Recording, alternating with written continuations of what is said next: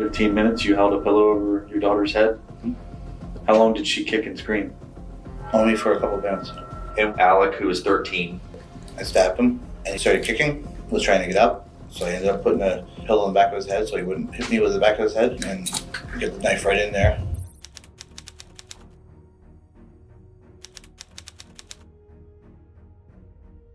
Do you think you killed Grace? I'm not sure. What do you think? Well, I'm partially hopeful for her to be dead, but I'm also, confused. I create torture devices out of sex toys. Razor blade dildo with lime juice. That sounds painful. Yes, the whole book is torture. After Grace Jennings was discovered on October 29, 2022, in the garage of Kiara's mother's Santa Fe home, where Kiara McCauley and Isaac Apodaca also lived, detectives zeroed in on two suspects. Both were brought into the interrogation room, where layers of jealousy, betrayal, and brutality slowly began to unravel. What kind of bad stuff happened in your life? I've had a bad relationship with my mom. Reason why I never wanted to see Grace, but it pissed me off by bringing her to my house. She did something really stupid, and I wanted to see her change, and I wanted to see something happen where she would admit it, but she just... Is she alive or dead? Grace? Yeah. You don't know? I'm not sure. What do you think? Well, I'm partially hopeful for her to be dead, but I'm also, confused. I'm Why would you hope that she's dead? I'm still angry at her, but I also have hope that she'd be better, but it's this frustrating emotion that I can't seem to pinpoint. Well, tell me why you're angry at her. When I need to keep my together because I get very upset very easily. Back in 2016, there was a video floating around of a 14-year-old girl getting art and another girl standing there collecting money from them. There were 16 or 17 guys involved. Well, The girl getting money was Grace. The other one was me. I'm sorry. That sounds like a difficult memory.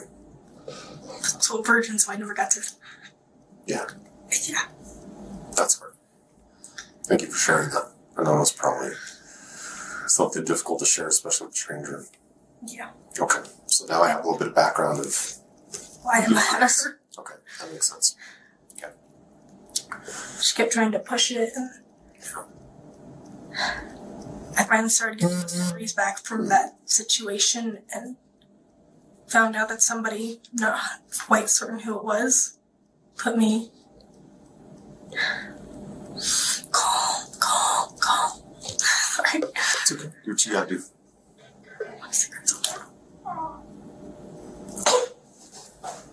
There was a car crash, and that's the only reason why I'm still here. So I'm playing with this because it's I need to calm myself down. Yeah. And I will not stay down. She was the first person I ever loved, Grace was. and the first person to completely destroy me. So part of me hates her guts. It wants to see her dead. The other part wants to see her get better and see if she can admit it and just fix it. It's I'm split. I don't know what's the better emotion. Fighting between them is really challenging. Sure. That's why I didn't want her in my home. It's just this is too much. Yeah, a lot of emotion there.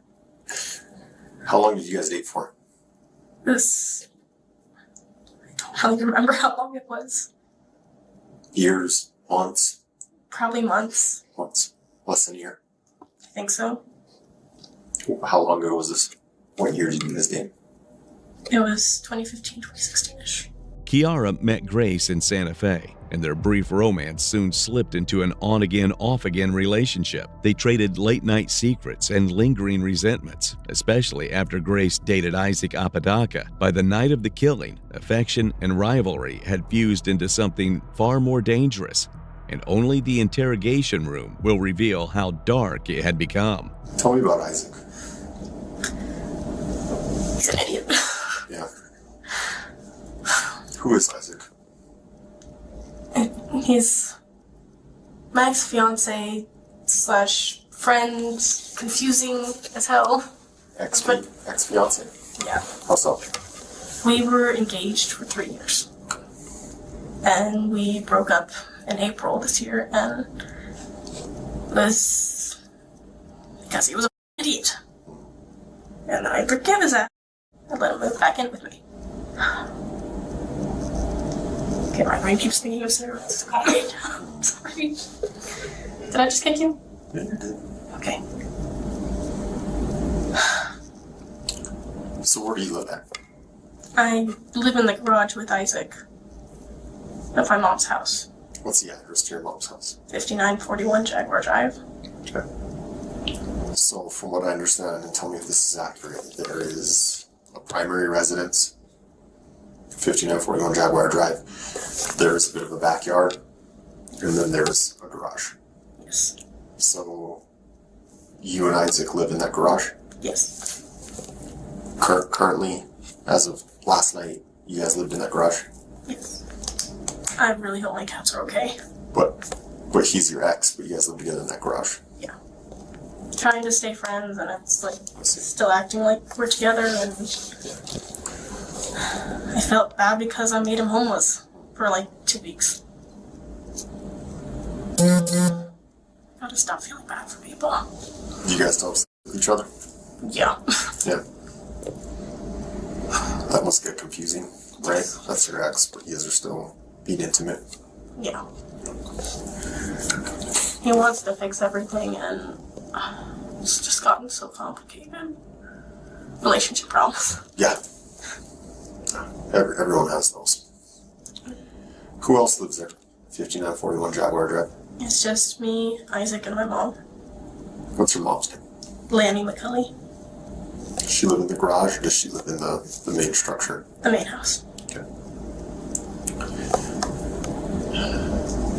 Tell me about last night. What did you do last night? Oh. So, a little more detailed than prior. Yeah. So, Isaac tells me that Grace is coming over. Without asking me if it's okay. Is it okay if she comes over? It's like, she's coming over. Yeah. It's your house, your mom's house. Yeah. Yeah. The garage is supposed to be my space. I immediately get angry. Isaac emerges as the quiet center of a brewing storm. Once Grace's boyfriend, and later Kiara's partner, he moved easily between the two women with an effortless charm that hides the deeper tensions beneath. Friends describe him as calm, yet calculating, someone who could turn intense without warning. During the interrogation, he displays that manipulative behavior by playing the victim, all while maintaining a poker face. That tangled history, his romance with Grace, and devotion to Kiara links him irrevocably to the night of the bloodshed in the garage. And soon, the interrogation room's camera captures how Isaac explains what happened. Okay. And how long have you been in a relationship with Kiara? 3 years. 3 years, 10 months. 3 years and 10 months. Almost 4 years. And you've been staying here for about a year and a month, you said, right? Okay. Now, going back to talking about Lonnie McCauley, you said she lives here in the main house? Yes. Okay. Where does Kiara live? In the garage. Okay, so you and Kiara live in the garage. Okay, cool. That gives me some good background.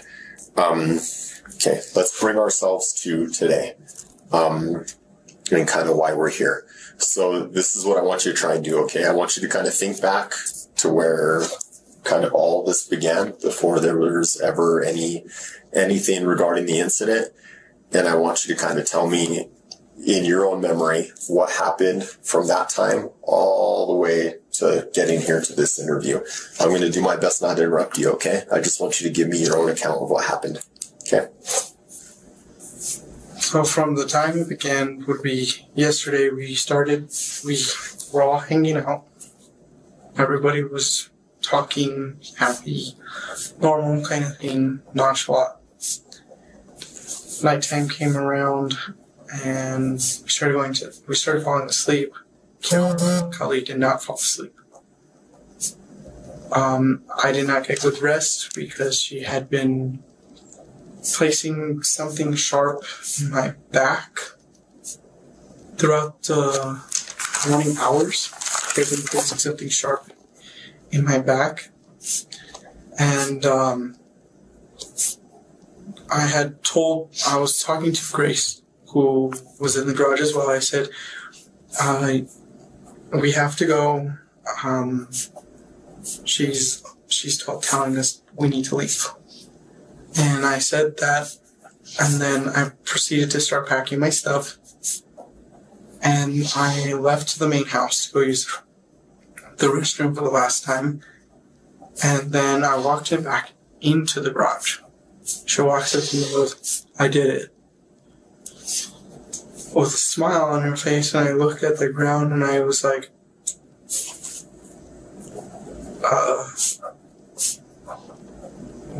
what do I do now? So I called my mom immediately to let her know that something happened. My mom proceeded to call 911 to let the dispatcher know exactly what happened. And the dispatcher called me to make sure everything was okay. I got greeted by the cops because they detained me, which was normal. But they noticed that I was freaking out. Everybody that was around me was noticing I was freaking out. I was really scared because I've witnessed... Sorry. It's okay. I've witnessed my friend getting shot. So, Separately from this? Yes, it was a while back. I was asked to be his best man at his wedding. And I was sitting in the back seat. Guy walked up, blew his brains out. They landed on me. I had to testify in court, and I'm super... Anything like this gets me super traumatized, and it's a traumatic event. I can imagine. And I saw my friend laying on the ground. This is going to be back to when I went back in the garage. When I saw her in the ground, on the ground, I was like, I couldn't say anything because I was like, this is another one of my friends gone. What she says next turns the case on its head, and despite having all the evidence, even the detectives will flinch at her account. I create torture devices out of What kind of toys? usually a dildo, and then put razor blades on it and cover it in lemon juice and literally burn it. I also thought about doing that to Ozzy. Razor blade dildo with lime juice. That sounds painful. Yes. The whole point is torture. That's true. True. Okay. Have you ever talked with Isaac about this? Yeah. We know for certain he has DID. I was doing research about it, and this is my guess about what's going on with me. He thinks I have BPD, which is like borderline personality disorder. Because we're very similar, but there's... Is Isaac diagnosed? Yes. As far as he's told me, he's diagnosed and he's not just lying. I'm starting to question him. Like, a lot. What does DID mean again? I'm sorry. Dissociative identity disorder. Dissociative identity disorder. Previously... What was that word? Previously known as multiple personality disorder. Multiple personality. That's the one I was thinking of. Yeah, that's This what sounds more previously known. professional. I'm only guessing because I'm not actually diagnosed. This is just what I've noticed personally. Oh, Isaac takes any medication? I don't think he does. Yep, he does. And like I was asking, I think we got sidetracked, but have you ever talked to Isaac about kind of your feelings towards Grace and you wanting or dreaming about killing her and stuff? I've talked to him about my dreams a million times.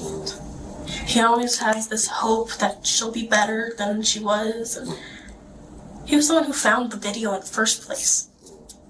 He found me and he tried to help me. Yeah. I'm just... I don't know who to trust. Yeah. Stay down. Aside from, have you ever planned to hurt Grace or kill I Grace? not really planned it, more like wrote a short story about it. But then I also changed all the names and genders and stuff, so. You wrote it like on paper or typed it or what? It was on Google Docs. Google what? Google Docs. Oh, Google Docs. I see. Yeah. Like on the computer or on your phone or what? I think it was more on my phone originally when I wrote it. I like writing, and it helps me, like, get out those feelings. What was the story about? It was about this older brother who was trying to protect his little brother from a pedophile, but then turned into a mass murderer. It's literally called I Hate Guns, because he never uses guns. I actually agree, I don't like guns that much. Not when one's shot next to your head before. Okay. Kiara's words point to a mind that feeds on control and secrecy. The ghost she invokes reflects how she frames violence as destiny, a way to stay one step ahead of anyone who might leave her first. Detectives don't buy the mythology, but they can see the pattern, the private fantasies, the need to pull others into her orbit, the quiet planning that preceded Grace's death. And if her narrative feels thin, it's because the next pieces of evidence weren't in that room with her. They are waiting in Isaac's. 3:44 a.m. That was this morning? Yes. Okay, let's back up a little more then. Man, you guys message a lot.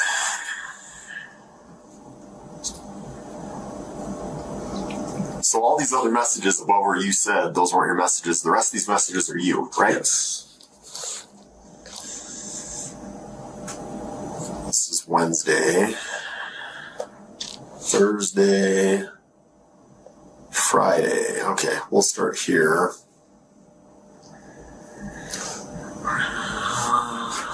Friday at 6:28 p.m. So that would have been yesterday. Are you wanting to go to the store with me? She says, Kiara, I want to stay home. She says, I love you. She's back. Now, Kiara says, have her drop off her shot and the cat and then go to the park. My mom is up ATM. I need a quick escape. I'm going to go to the porch, avoid the porch. Did y'all just get to the garage? Stay in the back room. I'm already on the porch with the door locked. What's going on? I'm thinking to head to the park, okay. Apparently she said that she was going with her sword, and then she was going to come in there, and she wanted to also kill me. What does that mean? Why are you telling her dagger because it's blunt? She asked me a question in the room, like, what is the difference between the dagger and the sword? Okay. And I messaged dagger because it's... Why is blunt better? She says you say it cuts like butter. She says just gonna stab the throat. Is that what she's trying to say? The thought. Just gonna stab the thought. Yes. Instant or will it take long? What does she mean? Instant. What do we do about the mess? What do we do about the mess? What does she mean? I'm waiting for you to make the first move. She will wait till sleep. Shall we wait till sleep? She pooped herself last night? Yes. And did you guys wash the sheets? No. So you guys slept in a bed full of poop? Yes. So when we go to the garage later for a search warrant, there's poop on the sheets? Yes. Okay. Gotcha. What are you guys waiting for till sleep? Shall we wait till sleep? I can't tell if she's falling asleep. It feels like it. Her feet are on my side. I wish you'd make the first move for once. Remember, you'll move up the ranks, plus you get perks in the black market since this is your first. Your first what? Can we stop making up lies about these messages? What the hell happened last night? She was messaging me planning on how to kill her, and Who was messaging you planning on how to kill who? Kiara, Kiara was messaging you on planning how to kill Grace. Grace? Yes. And what were you doing? I was only sending a message back, only in correspondence. I just wanted to sleep. That's what I Are you sure? Because it sounds like you're planning something with Kiara. Is that what's happening? Don't lie to me. What's happening here? I can see the messages. I'm not dumb. This isn't the first time I've done this. What is happening? She was planning on killing Grace. I just didn't want a part of it. Was Isaac trying to push you to kill Grace? Yeah. I had my dagger in my hand, and I kept going, and then it just stopped. Like, I felt a little kid's hand hold me back. Like it was Kiara telling me, don't. Because that was also her best friend's sister growing up. Yeah. God, things got so messy.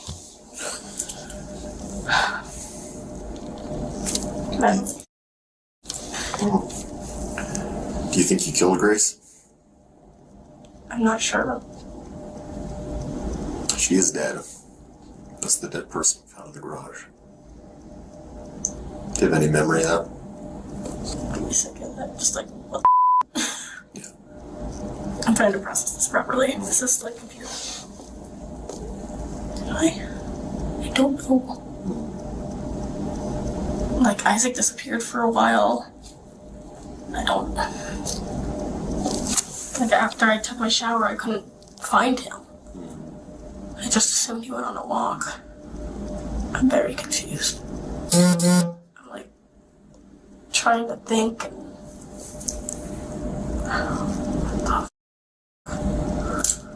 Do you remember when police arrived on scene? I just remember my heart going like crazy. Okay. I don't know. It's like, I'm not used to cops just showing up at my house. They told me you ran inside. How come you ran inside? I'm pretty certain that I was gonna grab something. I forgot. Sorry. You saw cops and then you ran inside to get something you forgot. Well, I thought I heard something, but I didn't know it was from my house. Oh. When was the last time you saw Grace alive? At some point this morning. Do you remember what time at all? I'm not sure exactly what time it was. You think it's possible you killed her? I'm guessing myself right now, like second guessing, trying to figure out if it was one of them or someone I haven't met yet. Is there any way to ask them? They're very picky on when they talk. I see. It's like, come on. It took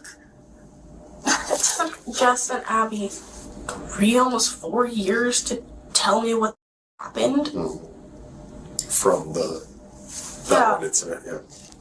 And Isaac also showed me the videos. Yeah. Okay, that was loud and very uncomfortable.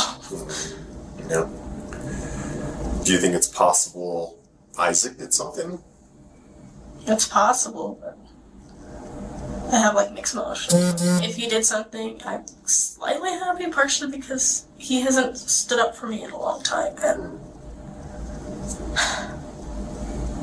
at the same time, he hasn't stood up for me in a long time, so I don't know. Damn. Kiara's recounting is as twisted as it is unreliable. She jumps between fragmented memories, panicked reactions, and bizarre justifications, painting herself and Isaac in a surreal web of coded messages, swordplay, and shadowy ghost fantasies. Even as she denies direct involvement, her obsession with control and ritualistic violence seeps through. Cringe, disturbing and revealing. Her words expose a mind where fear, fixation, and dark planning collide, linking her and Isaac to Grace's murder in the most brutal way. It's the text Isaac sent Kiara that threatens to blow the whole story open. When did this plan start? Because this was planned. She planned it out. Grace planned it out? No, not Grace. Kiara planned it out. Kiara planned it out. When? How long had this been a plan for? She had planned it out since 2020. Kiara planned to kill Grace since 2020. Yes. And you knew about it since 2020. Yes, and I had been going to counseling because of this. Okay. And that's the opportunity for this? I didn't see it as an opportunity. I saw it as an opportunity more like, let's squash everything. Then why are you saying that you'll make it up the ranks plus your perks in the black market since this is your first? Because you're talking about killing her here, right? What else could this mean? Remember, you'll move up in the ranks plus you get perks in the black market since this is your first? What else would you be talking about here? I was trying to talk about something else because I'm trying to get my mind off. That's Call of Duty. That's Call of Duty. Tell me when. Okay, I'll give a count. 6, 5, I can't yet, dude. 4, I'm shaking, dude. I know, I lose the nervous. Help me drive it through. Help me drive it through? What do you mean, help me drive it through? She was asking me to stab her. Yes, and I didn't want to do any... She was asking, help me drive what? The sword, the dagger, the butterfly knife, what? The dagger. Help me drive the dagger through Grace. If you can't do it, I'll place on her for you to watch. Want me to do that? This ends now. I'm getting a sword. I can get Christian to help and Chris. This ends now. I know. Dagger, cause the sword will need to be hidden. She is awake. I don't know if I have the strength. Her phone screen is dim. Also, if you can't do it, I'll have them do it and it will still count as your first. I'll just rewrite the report and submit it to the black market heads. The report with the black market heads was something I have been writing down and I'm trying to leave. It was something I'm trying to leave behind. Tell me more about that. It was a group of dangerous people that I was associated with, and they needed a report, and when I said this was your first on the report, it'll still count as your first. I was telling her, because as I was texting it out, she came and talked to me after she had stopped prodding me. She had talked to me and said, so what now? And I was like, this is going to be your first way out if you just leave this alone. I actually contacted a friend named Christian, and they already had a ride and everything. They were going to pick up Grace and take her. And they would kill her? No. They were going to take her to their house. And it'll still count as your first. Okay. Kiara, let me do this. I'm using Zira. What's Zira? That's the sword. Oh, Zira's the name of the sword? Yes. And then you say, and deposit your Bitcoin in your crypto wallet. Payment? Some kind of payment?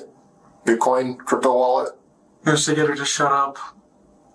It was to get her to shut up. Yes. You're going to falsify her first and deposit Bitcoin in her crypto wallet to get her to shut up. Yes. She says, grab a knife now. You're helping me end this. You say, then end it. She says, I'm done waiting and playing nice. Help me now. Show me the ropes. What is she talking about, show me the ropes? She was asking me to help her do what she wanted to do to Grace, and Okay. I didn't want a part of it. Well, what you say here is, I am saying just swing and don't regret the aim. So tell me what that means. Just swing and don't regret the aim. It was me telling her if she was going to do something, she should do it, and I didn't want I didn't want to be a part of it. I had all my stuff. What is holding you back? Type it. You're edging her to do this. Come on, Isaac. Isaac. Look at all these messages, man. You're going to sit here and tell me, you're going to look me in the eye and you're going to tell me that you were trying to talk her out of this? I can see right here you're telling her to do it. What the hell happened last night, man? Why did you want her to do this? I didn't want her to do this. Why are you pushing her to do this? I was trying to, as the messages are going through, she kept coming back and forth to talk to me. I had enough. I'm done. Hope, love. You say, well, at what percentage are they? She says, I don't know.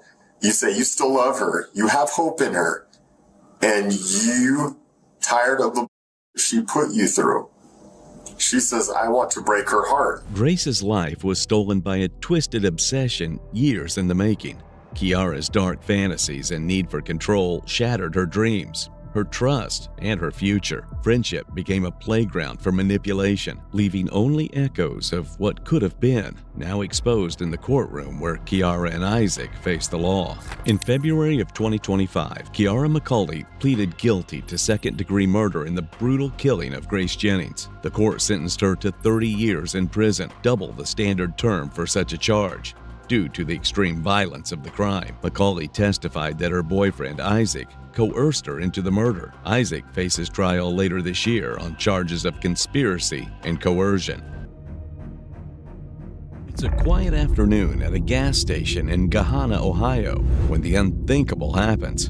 A woman is doused in gasoline and set on fire in broad daylight. A guy just set water on fire. A guy set what on fire? A guy just set water on fire.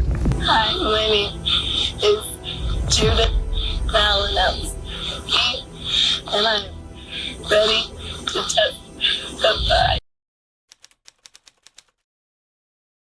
No one in the courtroom could have imagined what was about to unfold next, something that would change the very course of Judy's life and leave a mark so deep it still haunts the prosecutors to this day. But to truly understand how this began, we have to go back to the beginning.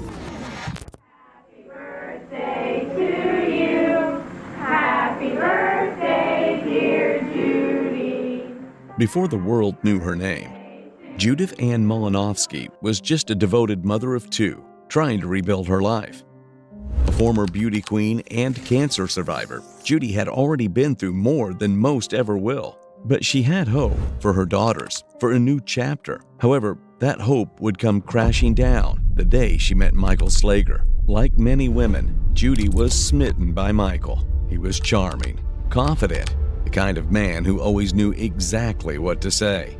But behind that smile was a violent temper, a criminal past, and an obsession that was only getting darker. And it finally broke down on August 2nd, 2015. Judy had just stepped out of her car at a local Speedway gas station in Gahanna, Ohio. What was supposed to be a simple stop turned into a living nightmare, and the man who caused it landed in the same hospital with burns on his hands, and a story so warped, even seasoned cops had to stop and ask, was he really that delusional or just that dangerous? All right. What about? This interrogation begins in the last place anyone would expect, a hospital. Okay, talk to you about what happened. Okay. I see you still got some burns there. Yeah. Those are pretty painful. Yeah, my legs, my fingers swelled up. Michael appears every bit the victim, wounded, shaken, pointing out his injuries to detectives. Even his own words echo that narrative. But listen closely. I tried to put her out. He says he was trying to save Judy, but when reviewing the CCTV footage, the truth is undeniable. A woman burning alive in heart-wrenching flames. And Michael, the self-proclaimed hero, is nowhere in sight. So where was he? Maybe he was in agony, in pain, because the injuries he's about to show paint him in a very different light. Yeah, that's how you got the burns. Okay. Care if I take some pictures just to document your injuries? Is that good? You okay with that? Yeah. Okay. Just trying to slide in. Yeah, if we can get a light on. Oh, wasn't sure what I just did. So on your leg here, Yeah. on your right leg. First, I'm gonna take an overall shot so everybody knows who I'm taking photos of.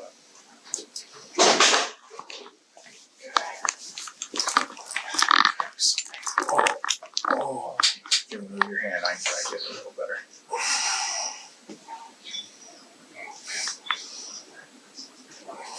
Okay. Hands, you said you had some on your hands. Yeah. The hand at all? Yeah. And then my face. See it? Around your nose and stuff, yep. Let me get in here nice and close. These all suggest a completely opposite narrative of what might have happened that day at Gahanna gas station. And to factually solve this case, it is important to revisit the early months of 2015, when Judy had just recovered from cancer. In a vulnerable state, physically, emotionally, and mentally, she became prey to a predator who masked himself as a kind, charismatic man. The same man we saw moments ago in the interrogation room. They first reconnected online, and from their very first date, they became inseparable. But the charm that drew Judy in would soon reveal itself as a facade. How much of the truth he's telling lies in their dating history? Like many toxic relationships, theirs wasn't built on love, but on something far more twisted. Michael was a drug addict, and he had pulled Judy into that world too. Her dependency began with painkillers, but soon spiraled into heavier drugs. That's when the relationship took its darkest turn. Arguments became routine. And for Michael, who had a long, charming history of abusing past girlfriends, it was second nature to inflict the same cruelty on Judy. No one could have imagined it would come to this. Judy, lying in a hospital bed, fighting for her life. It wasn't calculated. It was a disturbing manifestation of their broken relationship. And as the detective Chad Cohagen looked at Michael, he could already see it in his demeanor. But first, he has to play along, following a formal procedure to give him a false sense of security. So, before we start talking, I'm going to read your Miranda rights. You've heard them before. Okay.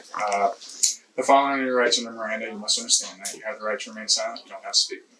If you do speak with me, what you say may be used against you in court. You have the right to have an attorney with you while speaking with me.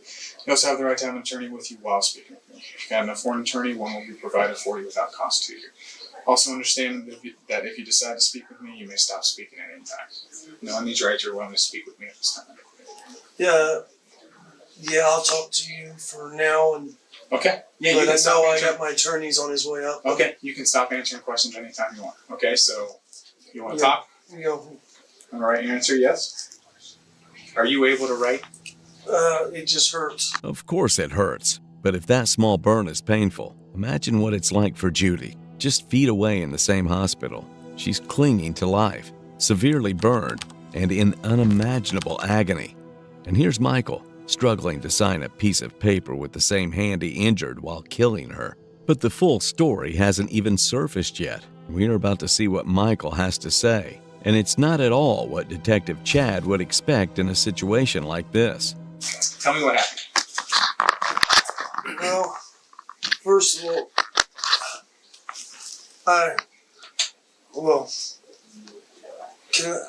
before I start talking about that, I'd rather have my attorney about here. Okay. Because he told me not to talk to you about that. But there's a couple things that I have questions. That's why I said I'll talk to you. If that wasn't infuriating enough, what Michael does next will surely push anyone to their edge. My truck. Mm-hmm. You guys confiscated my truck. We did. When can that be released? Well, right now we're going to do a search warrant for it. We're going to look inside. We're going to grab some things, see if there's anything of any evidentiary value to take out of there that may help us determine exactly what happened. Okay. Once that's done, it may be released. What about my to phone? Your phone? Yeah, we'll take the phone too, just to make sure there's nothing on the phone that isn't going to be pertinent to the case here.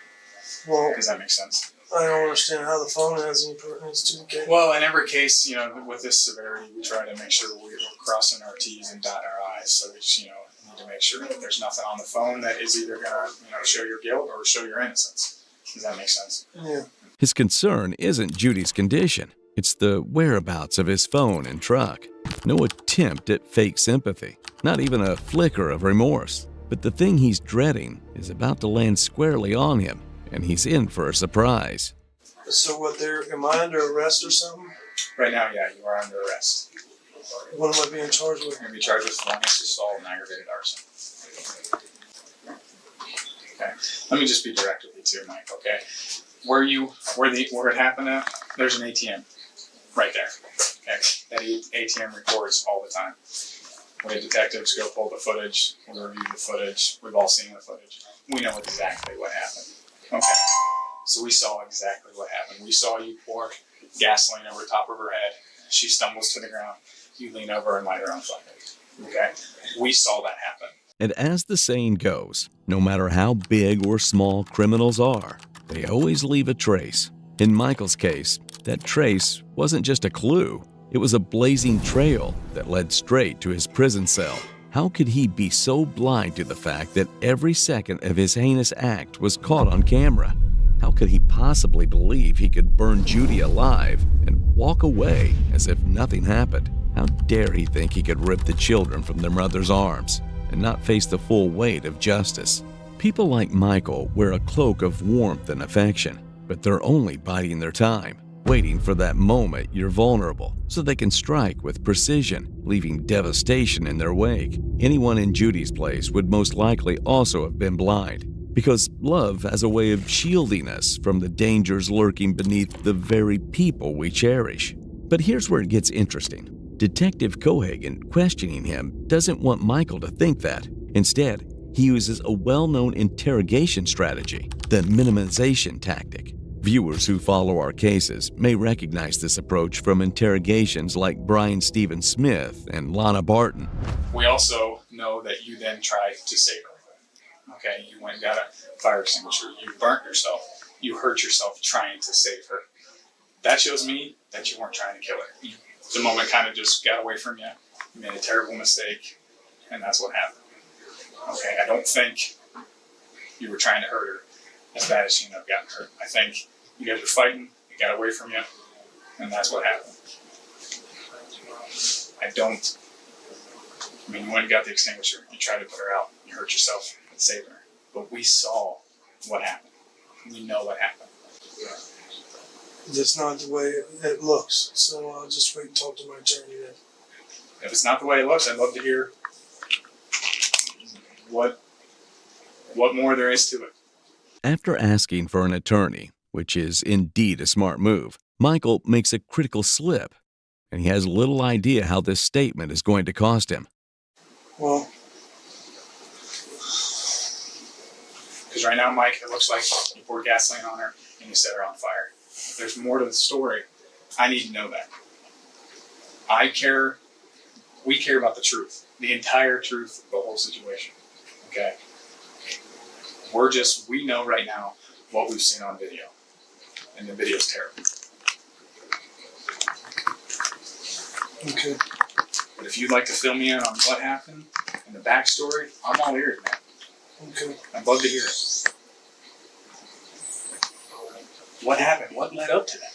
Well, we were arguing. She threw pop on my face, and then we was going back and forth with it. And she come in and spit in my face, and I said, "Oh, well, here, you want to ruin my stuff up?" Because that's how I took it. I said, "Here, boom, I'm gonna ruin your clothes." It wasn't to start her on fire or nothing. You know what I mean? It was just to ruin her clothes. Right. Yeah. Basically, you've ruined my stuff. I'm gonna ruin your stuff. So she didn't stumble. She just sat down. She was sitting down, and then she said, "Well, I was getting ready to leave." And she's like, "Well," because I was just gonna say, leave. Yeah, take off. And she was like, "Well, don't leave. Can you bring me a cigarette and stuff?" And she was getting ready to change clothes because she's got extra clothes. Mm-hmm. And she was like, I didn't think I got, there was that, realized it was going to be that. Sure. So I walked over to give her a light. That was it. Now, let's break down why Michael's story is completely illogical. No sane person would casually spill gasoline on themselves at a gas station while filling their car. And even if that somehow happened, no rational mind would make the genius decision of having a smoke while being covered in gas. Unless, of course, the intent was murder. And that's exactly what Michael wanted. He deliberately doused Judy in gasoline, set her on fire, and watched her burn, watched her scream and beg for her life. It wasn't until a passerby rushed to help Judy that Michael finally grabbed the fire extinguisher. And Michael isn't done yet. He goes even further with his fabricated story. And then she just... And when she went up, I couldn't believe it. I just didn't think that it was going to be like that. Right. You know, because she was starting to get ready to get undressed and change out her clothes. And that's when you ran and got the... Yeah, that's when, you know, I wasn't trying to start her on fire or anything else like that. It was literally just, you know, well, you ruin my clothes, I'm going to ruin yours. It wasn't, you know... Right. Period. Yeah, it was just, you know, kind of getting back at her, not wanting to hurt her. Yeah, I wasn't trying to light her on fire or hurt her or anything or cause anything. What did you throw the gas? Where did you get the gas? Where did you throw the gas? What was the gas in? It was in a container. What type of container? Gas can. Oh, gas can? Do you remember color? Red. Red. Okay. How much gas do you think you poured on her? Oh, not that much. How big was the gas can? It was... Was it all the way full? Yeah. I mean, it wasn't all the way full, but it was... Pretty close to the Yeah, and it's still full. Okay. So you didn't pour all the gas in it. So it was like a little 2.5 gallon can? And I don't remember. I have a couple of them. Okay. In my truck. Plastic, metal? Metal. Okay. So little gas can, I don't know how much it was. Poured some on her? Not the whole, not all of it? Yeah, it was actually just on the side of her clothes. It was, you know, I wasn't trying to... You're basically just saying, you ruin my clothes, I'm going to ruin your clothes, and then, you know. We were just... And things happen. Things get out of hand. But I wasn't trying to set her on fire. I would never do that. I wasn't even trying to. That wasn't my intentions. Okay. So, poured the gas on her, then what'd you do with the can? Put it back in the truck. Put it back in the truck. Inside the truck, outside of the truck? In the bed of the truck. In the bed of the truck. Okay. And then walk me through what happened then. Then...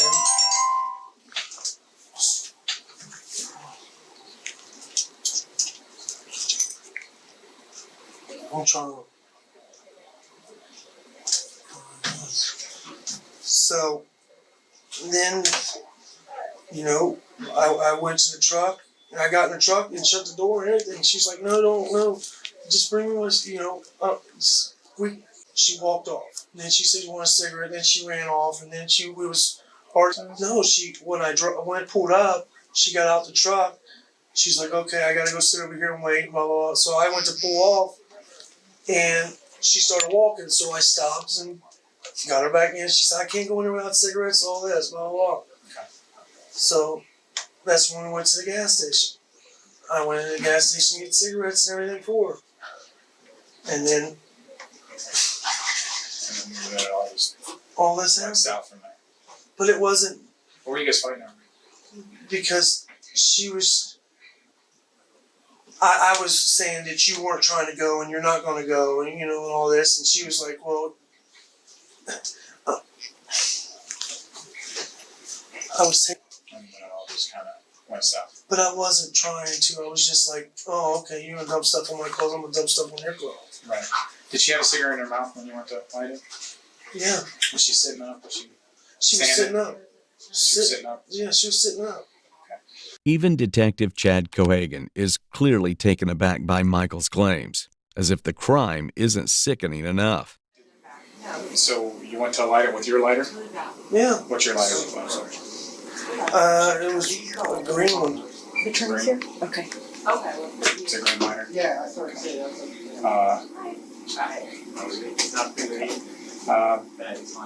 but I wasn't. I literally wasn't trying to hurt her. It was an accident. I didn't. Right. You know, when you guys see that thing, it just makes it look all different. You know what I mean? It just. Hi, come on. It does. Yeah. It makes it look completely different. Here's my attorney. Hi. Hey, Doc. I'm not hesitant to shake hands with everybody. I'm full of germs. Detective Cohagen, this is the Detective Sergeant Murphy. We'll look again. Hi. Yeah, hello. I guess I would like to speak with him privately if I can. You can't. And then, is he under some kind of order right now? Yeah, he's under arrest. He should be considered under arrest right now. Okay.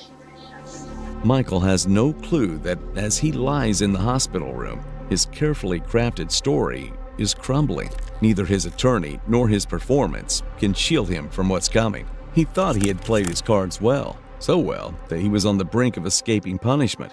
But then came a moment that shocked the nation and the course of justice forever. Judy's attorney secured something no one thought possible. We were denied her testimony at the trial when at the last minute there was a no contest plea and we didn't have her testimony. Judy's own testimony, reported directly from her hospital bed. In unbearable pain and having over 90% of her body burned, she gave her own testimony, becoming the first victim in history to testify at her own murder trial. Hi, my name is Judith Malinowski, and I'm ready to testify. She wasn't sedated. She wasn't numbed by painkillers. Every word she spoke came through agony. It hurts so bad. I don't want to do it. I have to. Yet she fought, not for herself, but for justice. And what you're about to see are Judy's last moments, her final breath spent pleading for the truth to be heard. Could you please raise your right hand to the extent that you possibly can? Do you solemnly swear or affirm the testimony you're about to give in this deposition? I do. Thank you. Sunday, August 2nd, 2015. Do you recall that day? August 2nd, 2015, yes, I do. Okay. And on that day, were you with Mr. Slager? Yes. When you were with Mr. Slager, you indicated that the two of you stopped at Speedway. What did you stop there for? Yes, cigarettes. You smoke cigarettes, correct? Yes. At least you I did. used to. What happened as you stood behind that Speedway? Mike called me all sorts of names. We argued for a good 5 to 10 minutes, and then I threw my pop on him. You threw a pop on him? Yes. Did you splash it on him or actually throw the cup at him? I threw the cup at him. Okay. What was his reaction to this? Was extremely upset. And what did he do? He ran around to the other side of his truck, and he got his tins of gasoline that he had kept in the back of his truck. It was really big and had a lot of gas. He ran around to me and started pouring gasoline, started at my head and worked his way down. Some got in my throat as he did that. That burnt really bad. The gasoline in your throat burnt really bad? Yes. And what's his demeanor as he's pouring the gasoline on you? Evil, just completely evil. He's not responding to any of my cries for help.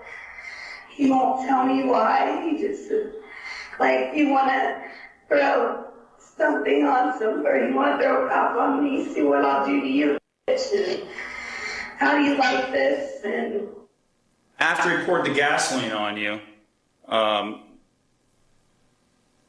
what happens next? he backed away from me for about 30 seconds, and I kept telling him to please help me and stop, and I'll get the truck, I'll go with you. You know, why would you do this? And I looked at him, and he pulled a lighter out of his pocket, and he started walking towards me. Did you make up with him in any way during these 30 seconds between him pouring gasoline on you and pulling out the lighter and setting you on fire? No. Did you have a cigarette? No. Did you ask for a light? No. Was his approaching you with that lighter accidental? Did he trip or anything like that? No. Okay. No. I just remember crying and begging for help, and he let me on fire, and the look in his eyes were his eyes went black, literally, after I was set on fire, and he backed away. His eyes just turned black as I screamed for his help. And he did nothing. The most devastating part is this: her testimony would have never counted if she had survived. And that's when they approached Judy about testifying to her own homicide. It was a long shot because it had never been done. Nobody had ever testified to their own homicide in the United States. Judy knew this. She knew the price of justice was her life, and with no hope of recovery, she made the hardest choice any mother could, leaving behind her children, knowing she would never see them grow. It destroyed my life, my family's life, my kids' life, everyone around us' life. Judy may have been the only one who fully understood her time was ending, and just moments after her testimony, she was gone.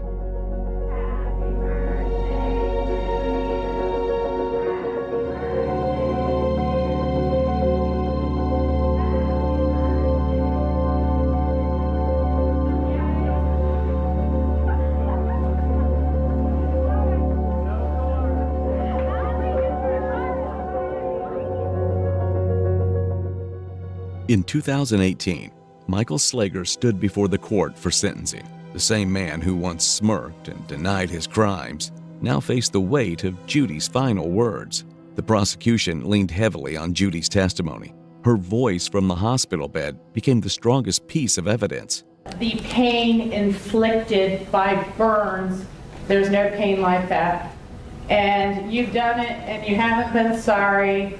The jury had already seen the burns, the hospital photos, and heard the medical experts, but nothing compared to Judy's own words, spoken through unimaginable suffering. It's terrifying to feel this way, and it's terrifying also to be disformed in certain ways.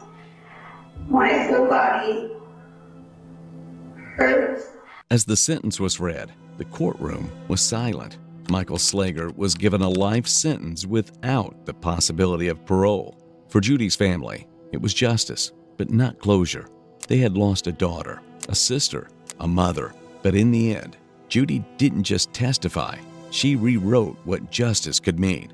And Michael Slager will spend the rest of his life haunted by the voice he tried to silence. The initial thought was to stab into the umbilicus of the navel so I could get the inferior vena cava or the abdominal aorta and bleed out with no time whatsoever. 15 minutes you held a pillow over your daughter's head? Mm-hmm. How long did she kick and scream? Only for a couple of minutes. And Alec, who was 13. I stabbed him and he started kicking, was trying to get up. So I ended up putting a pillow in the back of his head so he wouldn't hit me with the back of his head and get the knife right in there. With the bodies lying still in their beds and bloodstains everywhere, the horror was undeniable. But beyond the gruesome violence, the true shock was the motive. Something so twisted and unthinkable, it defied all logic. I said, I don't know if I can do that. And she looked at me and she goes, if you love me, you can do this. I want to be with my babies. The community was left in shock as the horrifying truth came to light. Friends and family had always seen Anthony as a devoted husband and loving father, but everything changed in 2019. The family moved to Celebration, Florida that year, and then from that point on, the nightmare began. After discovering the crime scene on January 13th, 2020, the detectives, desperate for answers, wasted no time getting to the bottom of this harrowing case. The moment his medical evaluation was complete, Anthony was brought in for interrogation. I don't know if it was something to do with some liver, kidneys, or something like that, enzymes or something. Benadryl overdose. Benadryl? Okay. How do you feel right now? Regarding health-wise? Yeah, I mean, I feel very sad and very upset that I'm still here. And yeah. Is there somewhere else you'd rather be? With my family on the other side. On the other side? Mm-hmm. Okay. And you do know your wife and children are deceased? Yes, and that's where I want to be. That's where you want to be? Okay. Detectives imagined that Anthony would be going through emotional turmoil at this moment, but his unnatural calmness told a different story. So, to unravel the truth, detectives wasted no time in questioning him about that night. How we led up to where we're at right now. Okay. Okay. For a while, my wife had started. She began watching these videos, talking about the afterlife, talking about salvation, talking about how family is good. So slow down a little bit right now. I'm just having a hard time keeping up with you too. I'm sorry. That's okay. And speak up. And in watching these videos and watching everything going on, she presented them to me, and I started watching them with kind of a uneasy, whatever. And the more and more we watched, the more and more I gained an understanding that there is more than this life here, a higher level of consciousness. Mm-hmm. And then we started researching, and then we started finding more about the world is coming to the end, the apocalyptic end, and that families are going to be separated and enslaved, and to avoid this, to all go together. Okay. You mean die together? Die together. That's correct. Okay. Okay. So, because my wife's been chronically ill for a while, this really appealed to her, and because it appealed to me also, because she wouldn't be in any pain, family wouldn't be separated. Mm-hmm. There would be no more sorrow, no more heartbreaking, no more anything. It would be a salvation and everlasting life. Okay. Mm-hmm. So we kept doing our research, reading up things, meditating, and decided that, this should be a thing. This should be what we should do. It's shocking to see and hear a grown man use his own delusions as an excuse for wiping out his entire family, claiming it to be a path to salvation. What's even more harrowing is the fact that this person manipulated and roped his own children into accepting their fate and ending their lives. We had sat down and talked with the boys and Joey just on different things about, death and the way what would happen if mommy died, how would you feel, what happened when daddy died, what would you feel? And the consistent responses was that we don't want you to die, we want to die with you. Okay. So when did you guys start talking to the children about this? What month are we in? We're in January now. No, it was before Thanksgiving. Okay. Just to get a general understanding what they wanted to do and whatnot. And they didn't want to live without us. Okay? We didn't point blank say we're going to die and leave you behind, but what would you do if mommy and daddy died? And we don't want to live without you. We don't want to live without you. Okay. And in conversation with my wife, we didn't want to live without them either. We wanted to bring a whole family together and to make it transverse together. Mm-hmm. Okay? So we were coming up with different things of how we could do this. We didn't know how we could do this because we're not violent people. Okay? Not violent people at all. It was unimaginable how a father could commit such a horrific act against his children. While the motive remained unclear, his statement exposed the disturbing level of control he had over his family. The kids didn't want to live without their parents, and under their father's manipulation, believed they had no choice but to die with their parents. And after all this, he still insisted he wasn't a violent person. Safe to say, it was a claim as twisted as the crime itself. What if we started reading different things, or something came on TV about cough medicine? Okay, so could they have some cough medicine that'll put them to sleep, like overdose of cough medicine, just put them to sleep, and advice peaceful death. Mm-hmm. Okay, so my wife made a pudding pie, Jello pies, froze it. Nothing happened. What was in the pie?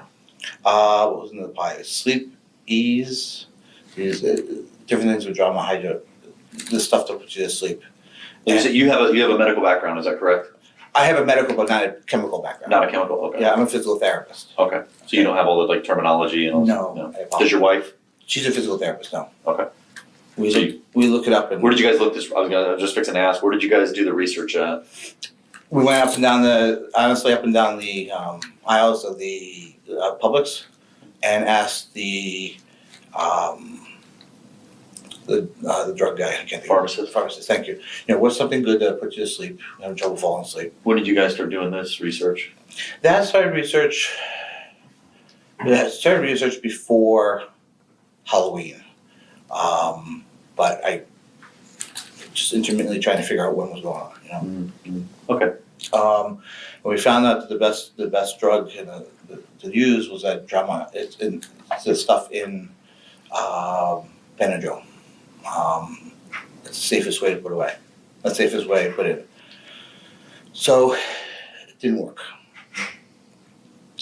So we kept thinking, talking, and just researching different things.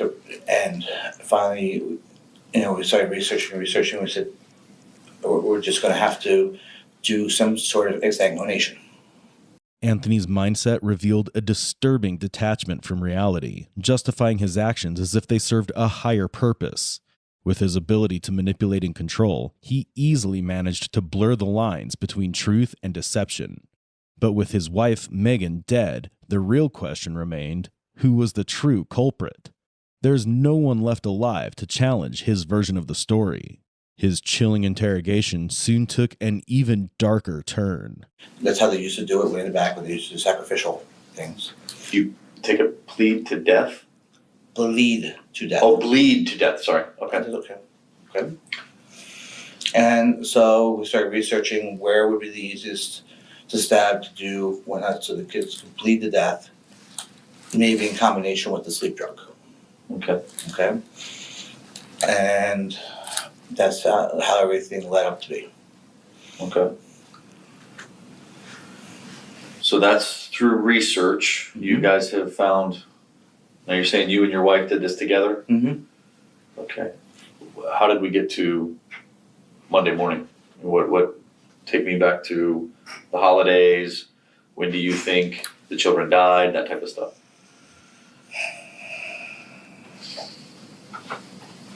I'm still trying to remember when the children died. I can't put those pieces together. Yeah. I'm sorry. No, you're fine. We wanted the kids to stick around for the Christmas holiday concert because we didn't want to disappoint that. Did you guys celebrate Christmas Day? No, the kids are there before Christmas. Because family is saying that we were sick. Well, that they spoke with Megan the day after Christmas. Was Megan alive the day after Christmas? No, she died right the day after the boys did. Right. I remember you saying that the other day. That's why. But I've made contact now with your family and with Megan's family, and so Megan's family is 99% sure that, looking back through cell phone records and stuff, that they spoke with her, not text message. They spoke with her the day after Christmas, and she said the children were sick. No. Okay, so you're adamant that they died before Christmas? Yes. Okay. The children, you said, died 24 hours or so a day prior to Megan? Correct. Okay. From this confession, it was clear he wasn't telling the truth. Detectives had already received multiple calls from Anthony's sister, contradicting his claims. But as his manipulation unraveled, he began revealing more and more chilling details of that night, starting with how he took the life of his daughter, Zoe. How did this go down? Woke up at 11:30 at night. We set the alarm for 11:30 at night, and got up out of bed.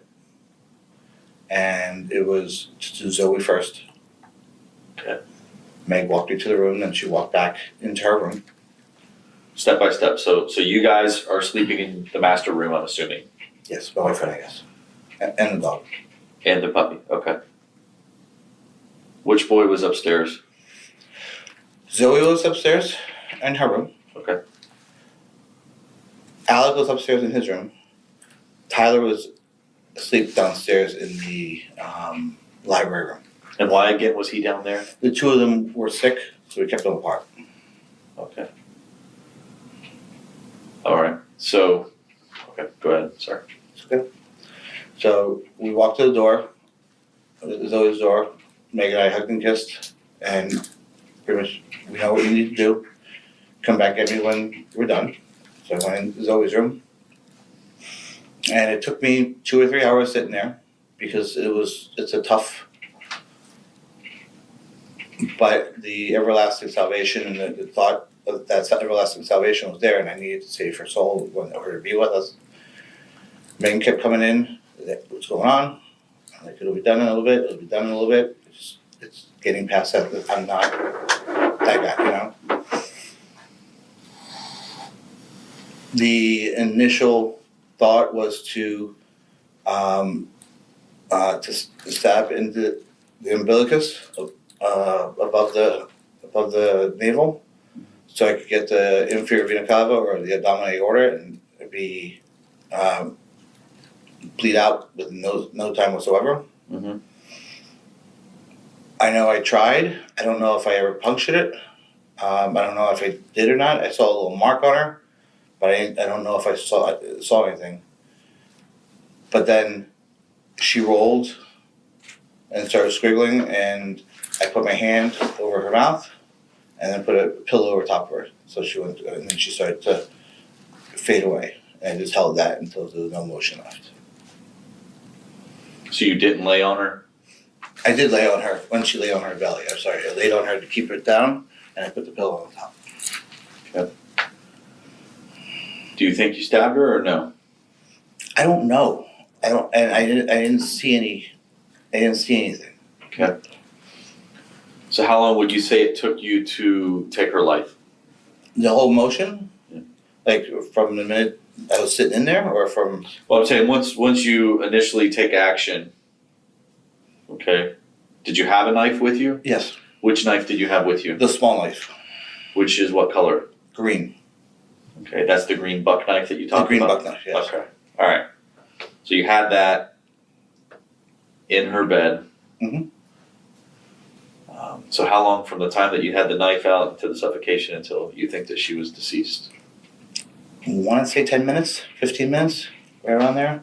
It seemed like that night took forever, so it's hard to really gauge on the time.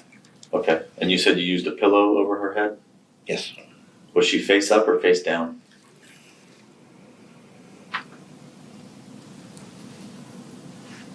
She kept moving.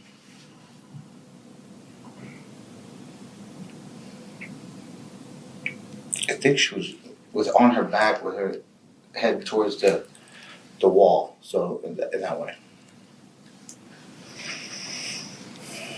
So for 10 minutes to 15 minutes, you held a pillow over your daughter's head? Mm-hmm. How long did she kick and scream? Only for a couple of minutes. A couple minutes? Mm-hmm. So like 2 minutes? I had no timer, but yes. I'm just saying guesstimates, looking back. And I just held it there. That's a long time. Yes, it is. Did the other children hear her? No. Did your wife hear her? My wife kept going up. I felt her in the opening the door to see what was going on, and shutting the door and walking back. Okay. Because you could see the light coming in. Okay. So you think the sun was coming up, or was it just the light from the? It was light from the hallway. A light bulb.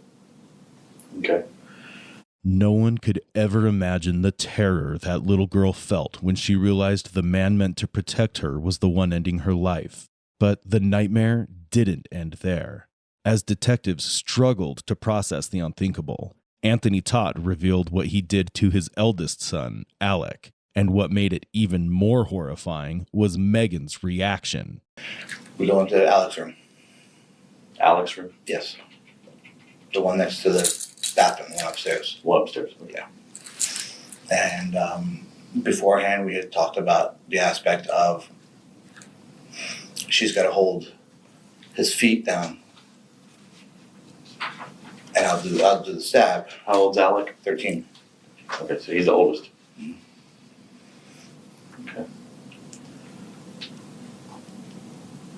Okay, so what happens?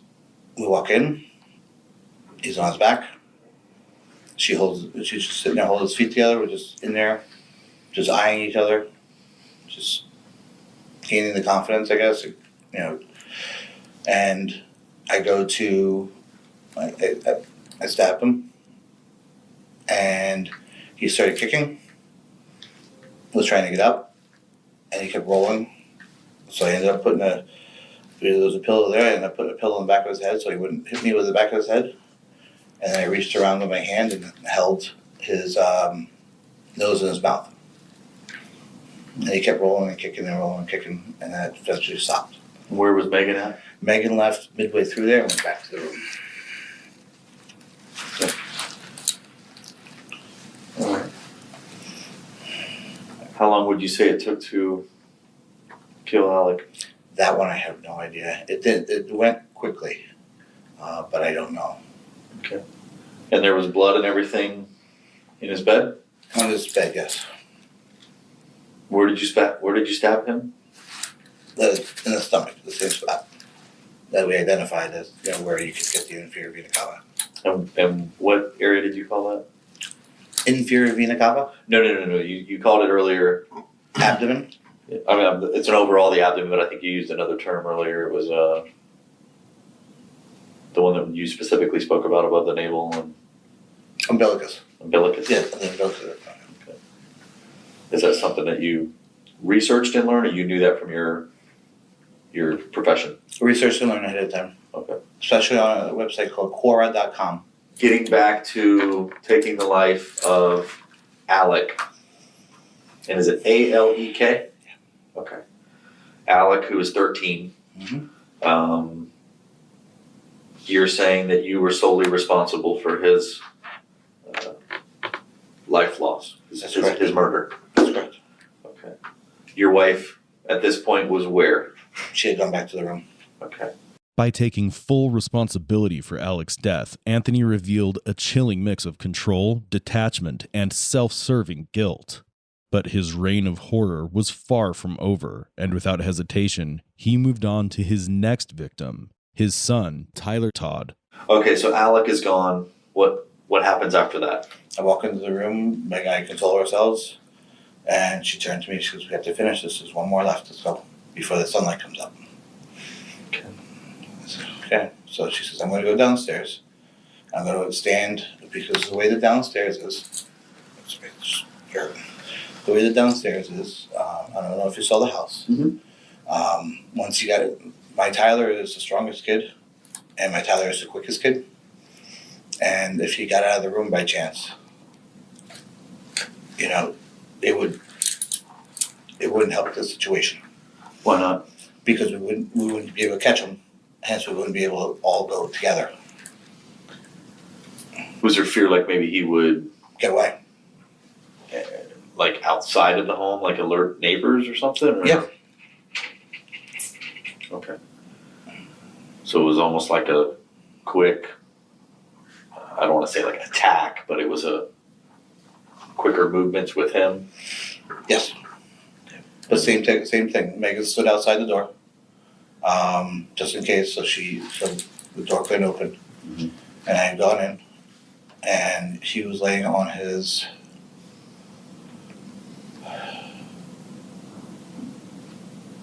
laying parallel. He was laying on his left side, and I was able to get in and get the knife right in there. I got it. It started bleeding quite a bit, but then being strong, he kept moving. So then again, I put a pillow on top of my hand, and he went really, really, really quick. So a lot of blood? I didn't see much blood because I had him covered up, like how much blood came out. I could feel the blood coming out because it was all over my hand, but it was bloody. And I'm sorry I didn't ask him. Please. With the boys, which knife did you use? It was all the green knife for the kids, and the buck. They're both buck knives, but the green knife was for the kids, and the one Megan used to stab herself with. She also used the green one? Yes, okay. Because we established the fact that I had to get a bigger knife for myself because my body mass is bigger to get the same thing. It was only through his chilling confession that the true barbaric nature of this man came into light. Yet his cruelty didn't end there. He had even turned his madness on the family's helpless dog, ensuring no life in that house was spared. So Tyler is killed. Who's in the room when he's killed? It's just me and Tyler. Megan is outside in the door. What is she saying during any of this? She's doing meditations. Was she drinking or consuming anything that would maybe Not at that point, no. bring her down? Because it's just a lot for a parent to go through.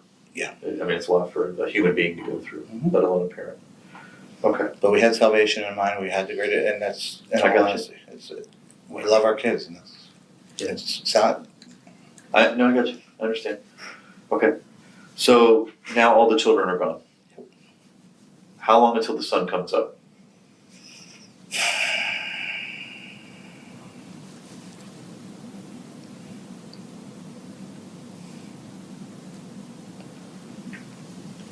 I don't know. It might be about 5 o'clock in the morning.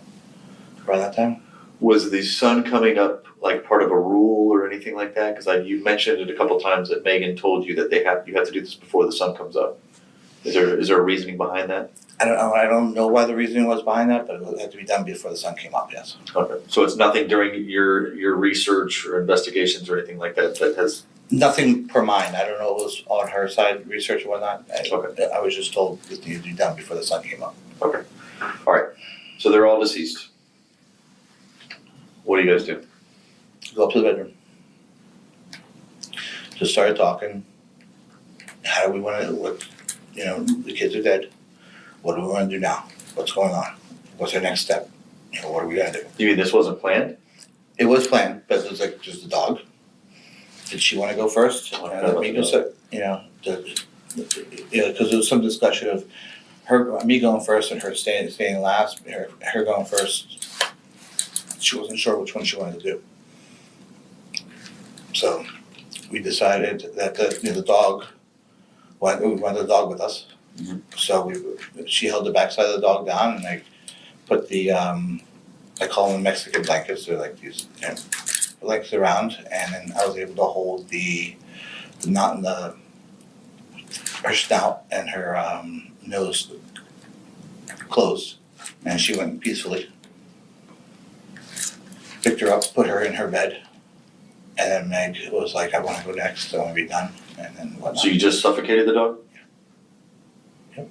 So if there was any type of marks or anything like that on the dog, you wouldn't know anything about it? What kind of marks were on the dog? I just suffocated the dog. You didn't stab the dog? I didn't stab the dog. Was there a stab wound on the dog?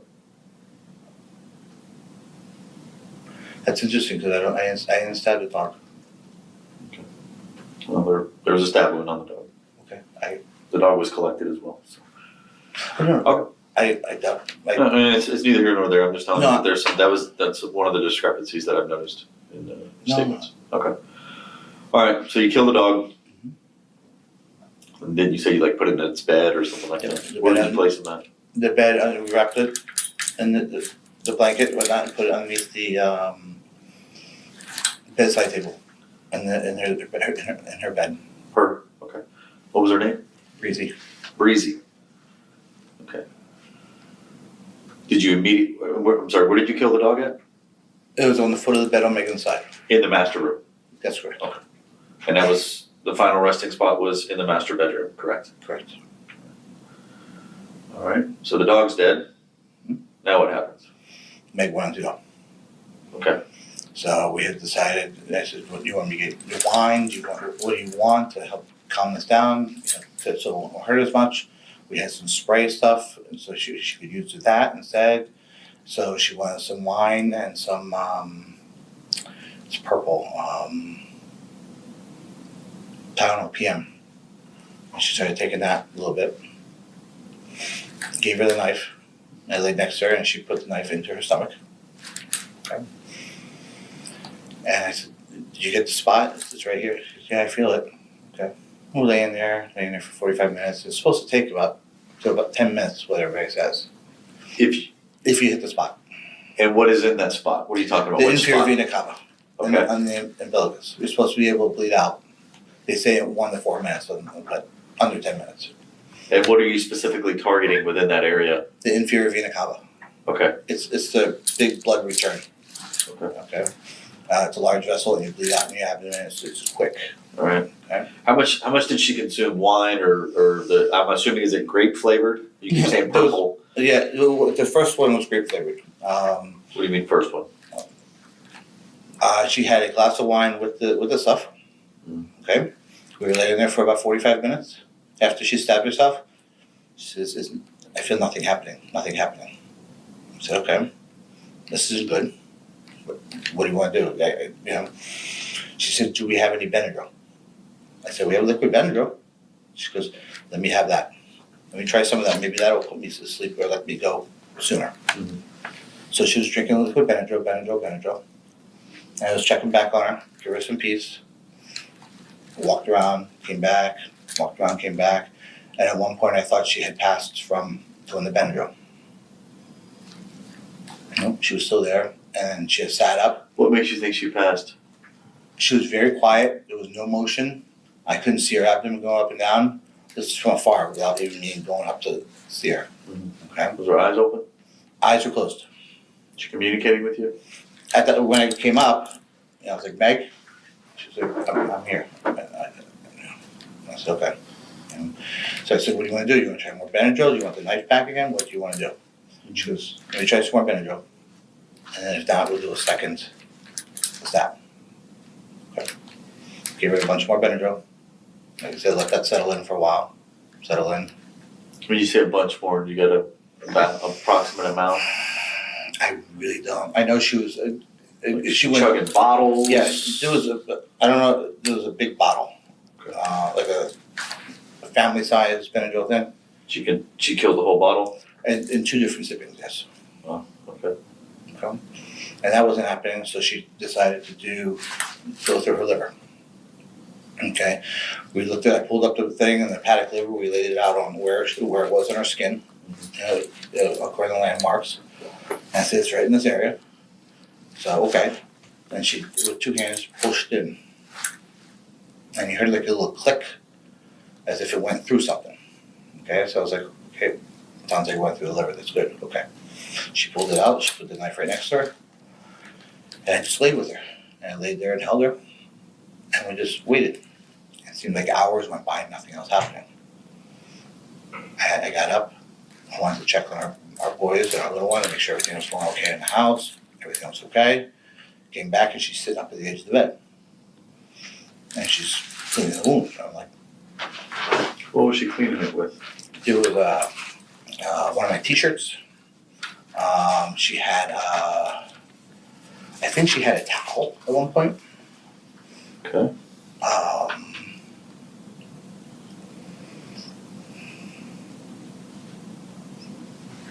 But she was definitely, but she was up, she was washing it, rinsing it at one point.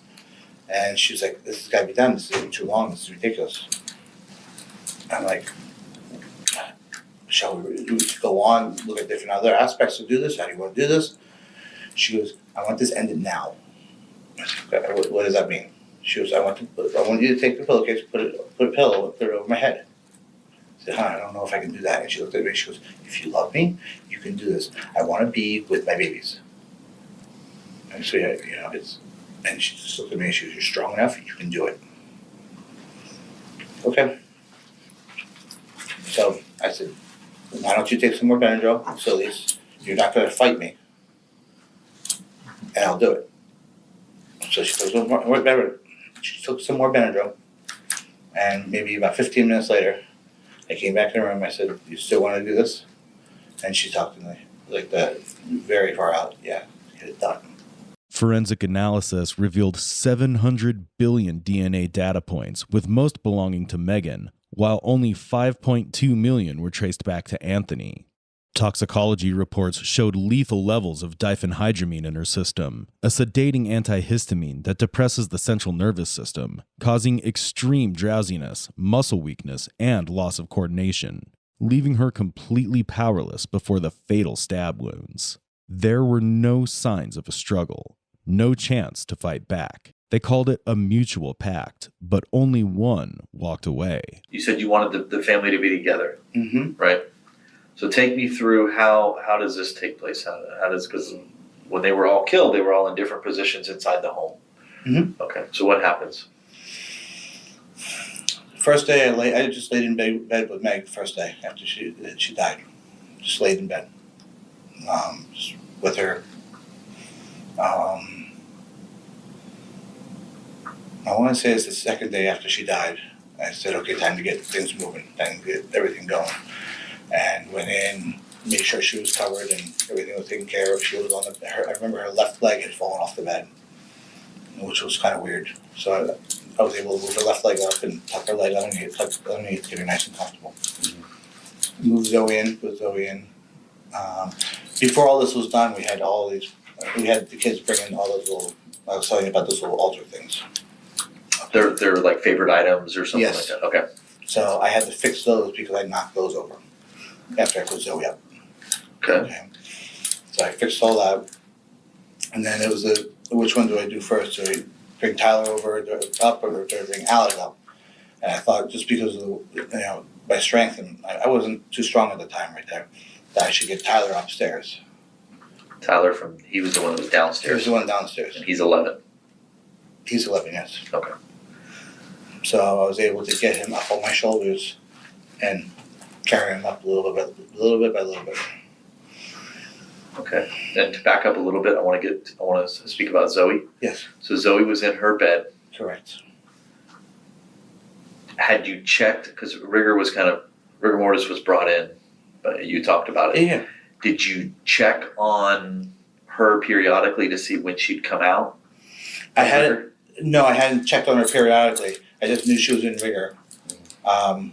Just because I went to position her. So in my mind, she had to stay warm. Okay. And her arms are outside, so I went to put her arms down to make her nice and comfortable. And I couldn't move her arms, and I was like, okay, she's still in rigor. So I brought the blanket above her just so that she'd be warm until I was able to reposition her. And when you say reposition her, when you're doing all this, is this still while she's in her bed, or had you already moved her to your bed? She was still in her bed. Still in her bed? Yes. Okay. So when she's movable, yes, and under the blankets and everything, at that point is when you moved her to be in bed with Megan? Correct. I updid the fitted sheet. Mm-hmm. I scrunched it together and carried her in my arms and laid her flat, made sure her head was comfortable on the pillow, and let her to sleep there. Then I had to pick up everything I knocked over. Okay. And her head, because I understand that she was at the foot of the bed. That's correct. Right? So she's laying like this, left to right, Meg's laying like this. Is her head towards Megan's side of the bed or your side of the bed? The head is towards my side of the bed. Okay. Her feet are towards... And you slept, if you're looking at the bed, on the left side of the bed, Megan slept on the right side of the bed? Yes. Okay. So her head's on your side, left side of the bed, Mm-hmm. positioned, feet towards Megan. Correct. All right, wrapped up in a blanket. Correct. All right. Okay. So Tyler's next. Mm-hmm. Tyler is downstairs. Correct. You said that you were able to get him eventually upstairs to the room. So how do you do him? What happens? I moved his mattress from his bedroom because he wasn't on his mattress. Okay. Moved his mattress from his bedroom and put it on the floor. His bedroom upstairs? Correct. Okay. And pick him up and just carry him up at a time. His items or trinkets or whatever you called them were already in your bedroom? Mm-hmm. And what specifically did he want to bring with him? He wanted the scarf, the soccer scarf. Soccer scarf? Yep. And what team was that from? That was from the Team USA versus Canada game that we went to a couple weeks prior. Okay. Team USA. Okay. Did you position that on his body? No, I positioned it on the toy box itself. On the toy box. Mm-hmm. All right. You said something about your daughter's hands. What did you put in her hands? A set of rosaries, I think. Set of rosaries? Mm-hmm. How about Tyler? It was some kind of religious aspect, whether it be rosaries or some kind of something along that lines. Now, did you guys already have these items? Those are mine from collection growing up. Growing up. All right. Did you grow up in a church? I was a forced Catholic, yes. Forced Catholic? Yes. Okay. Understood. Okay. So Tyler gets a set of rosaries. Mm-hmm. How is he positioned? He is on his, when I put him on, he is on his, like, towards the stomach with his head towards the side. I just can't remember which. His head was facing, I think, back to the back of the wall, back of the building bone jar. Back. Okay. Is he on his face? Is he on his side? How's his face? He's on his side. Half of his face is like it's more so like right here. Okay. All right. And then that leaves Alec. All right. So take me through that. That one was tough because I had to get the mattress out from underneath him because I couldn't drag him on the mattress. Mm-hmm. So I took the blanket, his comforter blanket, put it on the ground, and we moved him to the ground. Then moved the mattress into the room. How did you move him to the ground? What do you mean? Picked him up and put him on top of the comforter that was on his bed. I put the comforter on the ground so he wouldn't be laying on the rug. Put that on the ground. Put him on the ground. Brought the mattress into the room. Made sure the mattress was set, and then put him on the. Did you have to like drag him by the comforter, or did you pick him up, or how does this work? I moved the sheet and I put the comforter on the bed. Then I took the sheet, picked the sheet up with him, and put it onto the blanket, the comforter. Moved the bare mattress into the room. Then was able to pick him up and take him. I was adamant I did not want to drag him. He's my son. I did not want to drag him. So I picked him up the best I could. And little steps at a time I got him through. So you carried him? Carried all the children? Yeah. So you are going to be charged with their murders. You understand that? That's fine? Okay. So, I mean, it's a formality that we have to take part in, okay? I know you may see things differently. No, I understand this. Okay. I mean, you were a law-abiding citizen up until this point, correct? I mean, from what I've heard, you've never, I mean, other than the little investigation that you had going on last year with the feds up there in wherever, Connecticut, you didn't have a violent... No, this was a decision to... Okay. After his heinous confessions, detectives thought they had finally unraveled the brutal tragedy inside the Todd household. But just when they believed they had solved the case, a new revelation sent the investigation spiraling in a completely different direction. I want you to know a couple of things. And I absolutely loved, honored, and obeyed Megan through everything. Because the last things will come out. You can't talk about it right now. Realize that, okay? The night everything happened, okay, I'm going to tell you this. I went over because Zoe wanted her Mickey silver necklace for reasons you'll find out later. I ended up falling asleep. Let's just leave it at that, okay? I fell asleep I was supposed to wake up at 11:30 and didn't wake up the next morning. I have no idea what I told investigators because I was completely stowed. I was asleep. According to Anthony, he wasn't even there the night his family was murdered. He claimed he returned the next day only to discover the worst. But when investigators pushed him, his story took yet another turn. In a desperate attempt to escape the weight of his crimes, Anthony Todd changed his story entirely one final time.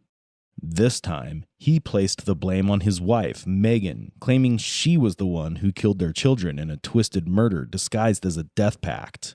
The forensic evidence was striking, aligning with this new narrative, with the knife having more of Megan's fingerprints than his. But the contradictions in his statements and his disturbing lack of remorse all pointed to one undeniable fact. Anthony Todd was guilty. You told detectives that you went into Zoe's room and you rolled over on top of your daughter until she suffocated. And your testimony here today is that Megan did it. Megan killed Zoe. And you told the detectives multiple times that after Zoe, you went to Alex's room. My testimony today is the fact that Megan killed her kids and killed herself. Okay. So everything that you told the detectives is not true. Number one. Yes or no? Ma'am, video, that's what I said. I don't remember anything after I left the house till I got to jail. So I'm refuting, I'm going on your premise that video is correct. Okay. Well, that is you in the video, right? It's a sickly version of me, yes. And that's you talking, right? That is me talking, that's correct. Thank God I didn't tell you I assassinated There's no Kennedy. question. His confession told a different story. No remorse, no grief, just chilling detachment. In court, he claimed insanity and blamed his medication, but detectives had already torn that defense apart. His contradictions and the overwhelming evidence of premeditation left no room for doubt. You've been in the hospital the last couple of days, correct? I don't know how long I've been in the Okay, hospital. well, the last couple of days. Today's Wednesday. Yeah, Monday. Monday, yes. So Wednesday. You're not on any kind of medication. You didn't get any type of. They gave me something. Well, you're not under the influence of anything right now. You didn't take anything while you're in the hospital that would alter your mind or No. your thought process or. They gave me something. Other than not knowing the day of the week, you know where you're at, right? Yes. Yeah. Okay. You're at the Osceola County Sheriff's Office and everything like that. And, Well, I don't. yeah. Okay. All right. Well, I just don't want it to go back and say, "Oh, I didn't know what the hell I was saying. I'm of sound mind," and No, that I'm is sound mind. I'm okay. here. I did it. Yeah. This is over with. During his trial in April 2022, the defense called just one witness, Anthony Todd himself. His testimony was bizarre, emotionless, and filled with loose ends. The carefully planned nature of the crime, the controlled cover-up, and the days he spent inside the crime scene all pointed to one truth. This was not a moment of madness. This was a cold, calculated murder. After countless attempts to plead his innocence, Anthony found himself trapped in his contradictions. The jury saw through his shifting stories, but one question loomed over the entire trial. If it is assumed that he was truly innocent, why did he stay in that house for days, living among the bodies of his wife and children? And if he had researched ways to take his own life, why had he failed so spectacularly? The answers weren't in his words, but in his desperation. The evidence painted a chilling reality. Anthony Todd had built a delusional world to justify the unthinkable, his mind twisting every detail to fit his false narrative. The defendant will please rise.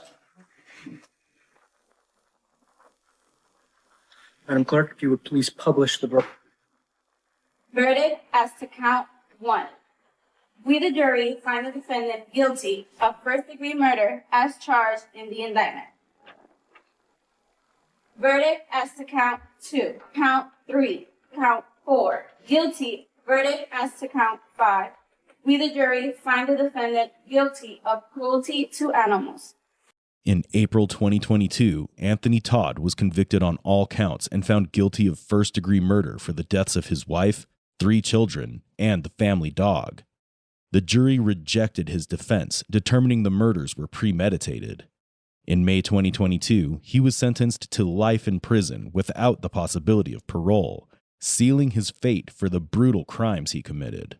Anthony Todd's case is one of those disturbing stories that leaves more questions than answers. Was he truly driven by apocalyptic beliefs, or was it just another excuse to escape responsibility? His actions seemed fueled by control, desperation, and narcissism rather than any real doomsday ideology. Whether driven by delusion or cold calculation, one thing is clear. He chose to destroy his own family rather than face the truth. No, I was just so scared. I was so on drugs so bad that I choked it. How did you choke it? Yeah. That isn't even half as horrifying as what Megan says next. No one was prepared for the statement that cracked this nearly decade-old case wide open. How many do you think will we find in the garage? I'd say 8 or 9. In April of 2014, Darren West returned to his home at 545 East 200 North, Pleasant Grove, Utah, after 8 years in prison for drug charges. His wife, Megan Huntsman, had already moved out with her boyfriend. While cleaning the garage, he found a plastic-wrapped box with a horrible smell. Little did he know, he had just stepped into a terrifying secret Megan had hidden for 8 years. Inside was the decaying body of a newborn. Shaking with fear, he called 911, setting this horrifying case in motion. No one was prepared for what would come next. Pleasant Grove Police. Oh, yes, ma'am. Can I have an officer come to this address? And your name? My name's Darren West. I just found something in my garage. I think it's a miscarriage. Can you be more specific? What do you mean by a miscarriage you found? I have no idea. Just please send an officer up here. It sounds like you may need medical. It's been wrapped up in a plastic bag that stinks. Okay, what is it? It's a little baby. After that chilling call, the officers headed straight to the location where the brutal act unfolded to question Darren, unaware they were about to step into a nightmare that would haunt them for years.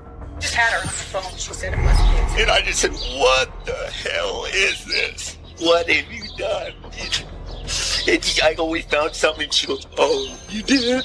Get them for her. Don't post, please. Don't post, please. I'll come get it. So she said it was yours. Logically, is that true? I don't know, man. I never knew she was pregnant. Let's start off with, is it your wife? Where's your girlfriend? I'm still married to her, but... Okay, so legally, according to law, it's still your wife. Yes, sir. Okay, why don't you tell me what her name is?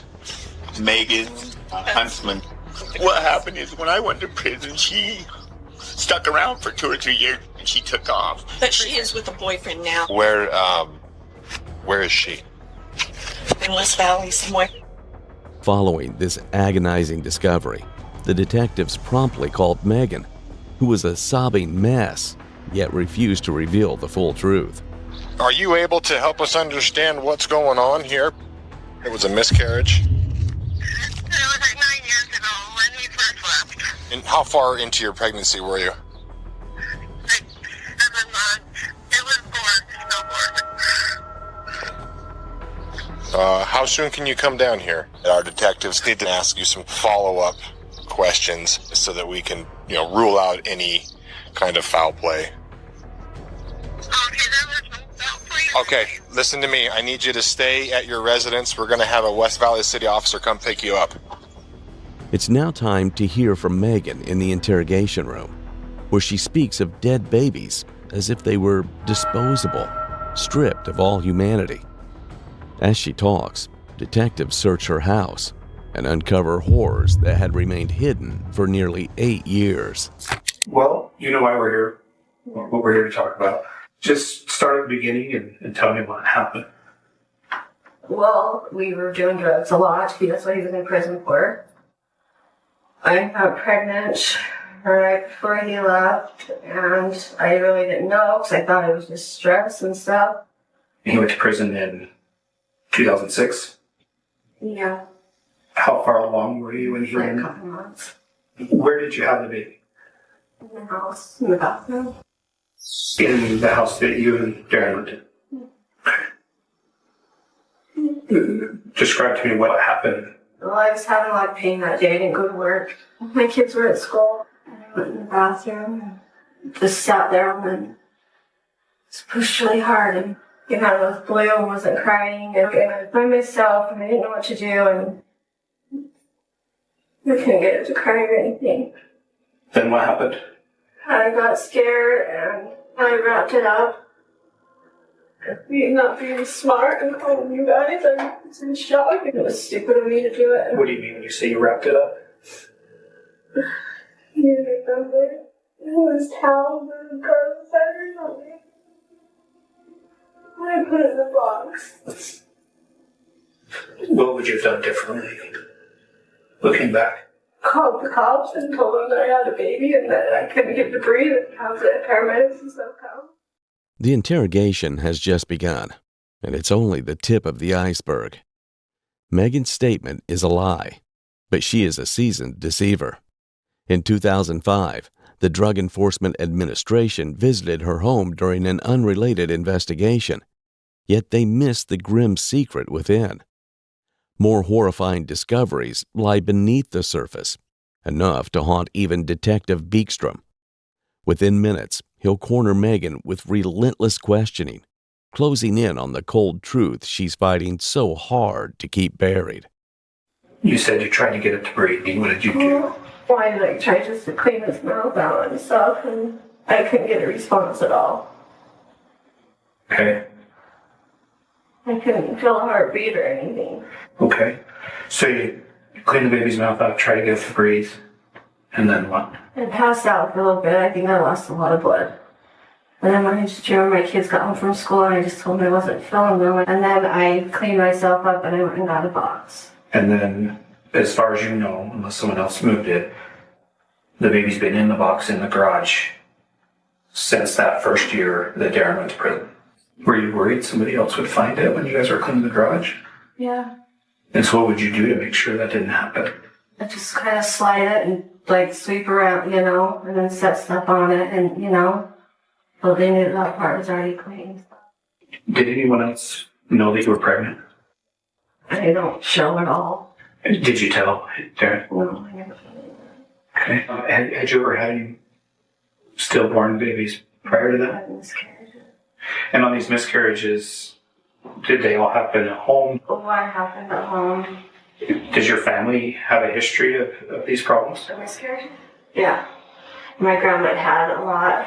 I had an aunt that had a stillborn. So there is a lot of this in your family. This is Megan's second lie. Darren went to prison in 2006, but Megan had already buried the baby found in the garage since 1996, 10 years before Darren's incarceration, and no one knows why. Now, the full extent of her crime is about to unravel. What comes next isn't easy to watch.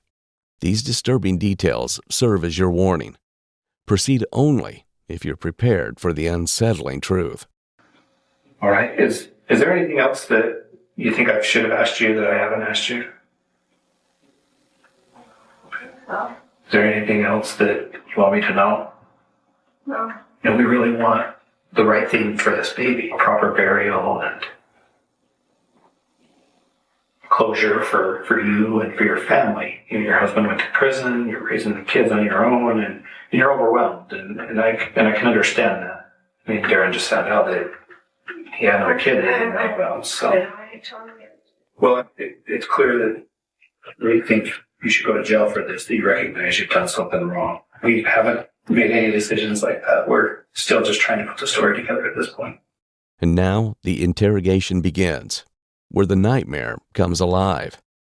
One horrifying discovery after another. While Detective Beekstrom questions Megan, officers send updates from the house. They've found another box in the garage, another dead baby. From here on, hiding the truth will be impossible for Megan. We have investigators in the house right now. They found a second baby. Will you please tell me about that? There's more things. I'm sorry. I have hit every one of them, and he had to have known I was pregnant through most of them. There's others? How many? I'm not even sure. I was on so many drugs and stuff during it all. I can't even remember. When? All through the years. If it's easier for you to remember, if we want to start after you had your first child, when you had the first miscarriage. One right after we moved in. I can't even remember. I remember one I had in the tub. They were all stillborn. Every one of them. Were they full term? No, I don't think. Okay, so how many do you think will we find in the garage? 4. You put all 4 in the garage. Yeah. Did you keep them in the same place in the garage? What did you? Right It's there. covered. Okay, and so all 4 boxes are in the same place. Okay, well, I just want to be able to relay to the detectives what they're going to find. And so all 4 Yes. children are in the Yes. cabinet in the garage. Yes.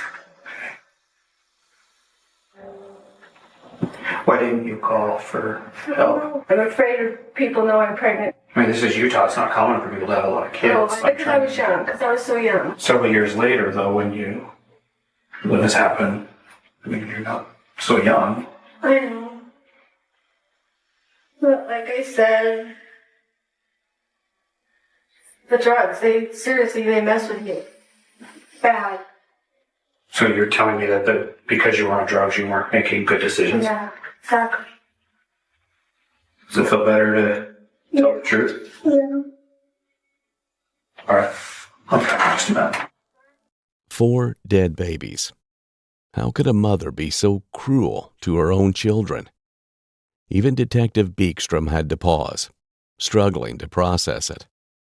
And yet the full horror is far from revealed.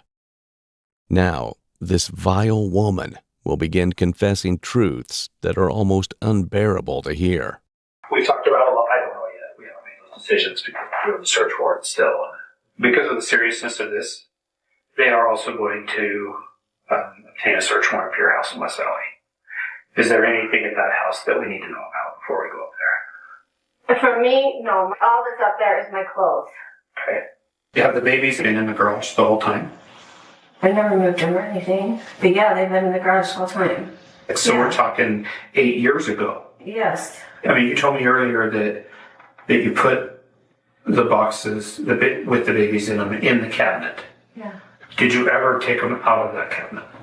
No. I imagine in the last 9 years, stuff's been in and out of the cabinet. I think so, because I was just there a month or so ago getting my bed and stuff out of there, and I seen it sitting there. Right.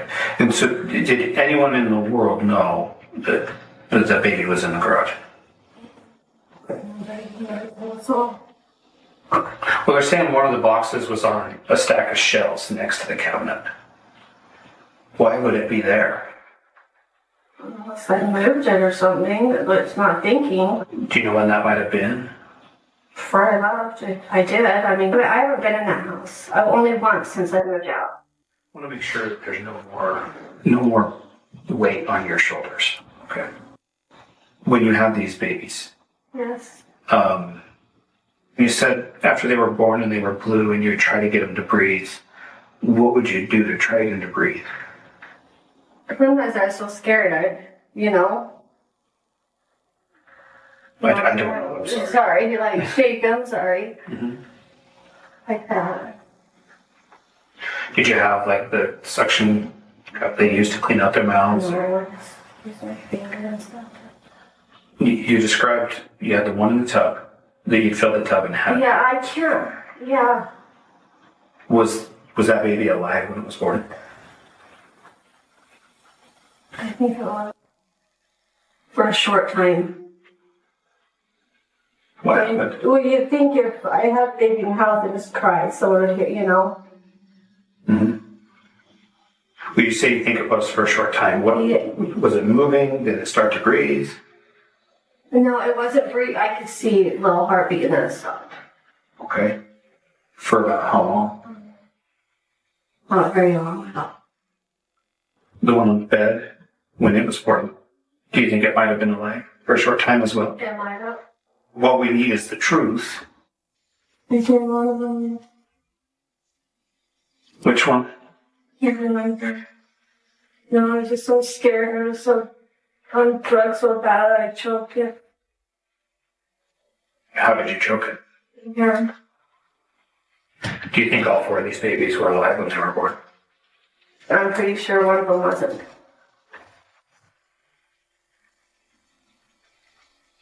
And did you choke the others? Yes, I did. And you put them in a towel, put them in garbage bags, and then put them in a box and put it in the garage. So one was dead when it was born, and the other three you choked. And why did you choke them? I don't know. Scared. I was in shock. Have you ever told anyone this? No, I've never told a soul. So when we run DNA tests, will they all be Darren's? Yes, they will. At Real Crime Psychology, we've seen many criminals flinch during confession. But Megan is unnervingly calm as she admits it all. She killed 4 babies, yet there isn't a trace of remorse in her eyes. Most monster mothers eventually crack, but Megan is cold, clinical, almost detached, speaking like she's giving a report, not a confession. Her flat effect, lack of empathy, and surgical precision hint at a mind built on control rather than conscience. What comes next will push the room past its breaking point. In just minutes, Detective Beekstrom will uncover truths so cold that the interrogation itself seems to suffocate. But I'm concerned that you haven't told me everything. How many do you think there possibly could be? Honestly, I don't know how many. Or I can think of, but I don't. Okay. They are up to 5. And so now that there's 5, are you still only certain that one of them was dead when it was born? And so the other 4 were alive? There could be more. Like I said, I can't remember a damn thing. How many do you think there would be? I'd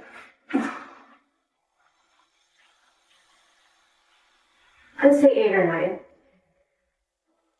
But I know there's no more than that. And I know there's none in the house. I mean, you'd smell them if they were in the house. Right. Did the smell from the garage ever come in the house? No. It would just be out in the garage. People said it was some smell, like in the heat of the summer. We had cats and stuff, and and I think it was always just blamed on that. Did you just leave it open? Mm-hmm. And you're saying Darren never knew? No, and I told you, only me. I've kept this to myself for 18 years. So I'm the only person that you've ever told? Yes. When I talked to you earlier, you mentioned that Darren should have known. What do you mean by that? Did you tell her? No. I don't know why. I think my mind was just so out of it, I didn't even, all I focused on was the next fix. But how can you not know? How can you sleep with someone every night and not know that? When we're talking about Darren knowing that you were pregnant because he's in your bed, those are miscarriages. And so did you just tell him that you miscarried? Yeah. Okay. And so when you told him that it was a miscarriage, he never asked what you did with the miscarriage. You said you were certain that only one was stillborn and that you strangled the rest. Yes. Well, I think I'm ready to take you upstairs then. And we're going to put you in a holding cell while we finish processing the scene. Okay. Over a decade, from 1996 to 2006, she secretly gave birth at home in Pleasant Grove, Utah, suffocating or strangling 6 of her newborns shortly after birth. Their bodies were wrapped in plastic and hidden in boxes in the garage she once shared with Darren. For now, she gets a brief reprieve from questioning, but she will return. Meanwhile, the detectives turn their attention to Darren, whose reactions to this information will be perplexing to say the least. You're not in trouble right now, but I'm just trying to understand everything that's happened. So she's saying that baby was a miscarriage after you went in prison. That's what she told me. Is that what she's still saying? Yes. We did get a search warrant in the house, and there's more than one. And so, how many times was your wife pregnant? I have 3 daughters. And I know of one other time that she had a miscarriage. I never even knew she was pregnant with 2 of my daughters until she was like 4 or 5 months along. And then she told me, Mm-hmm. I don't know. So there's... How many was it? There was 7.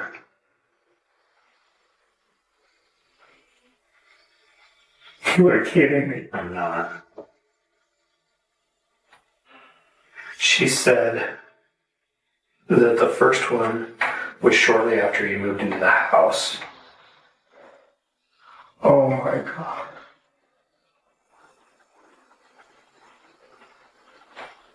And that the last one that she was pregnant by you before you went to prison. Wait, so she says they're all mine? That's what she says. And that's why I'm glad you're here, because I would have thought that if she was pregnant 7 times in the 10-year period that you lived in that house, that surely you would have known. Holy. Your wife has admitted to some crimes, to some horrible things. She admits that she killed someone after they were born. Like I said, she's being completely honest, and I really wish you were too. What do you want me to say?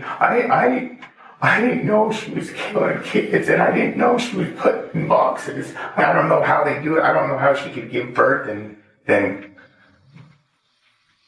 I don't know. Were you there when any of these were born? No, sir. No, sir.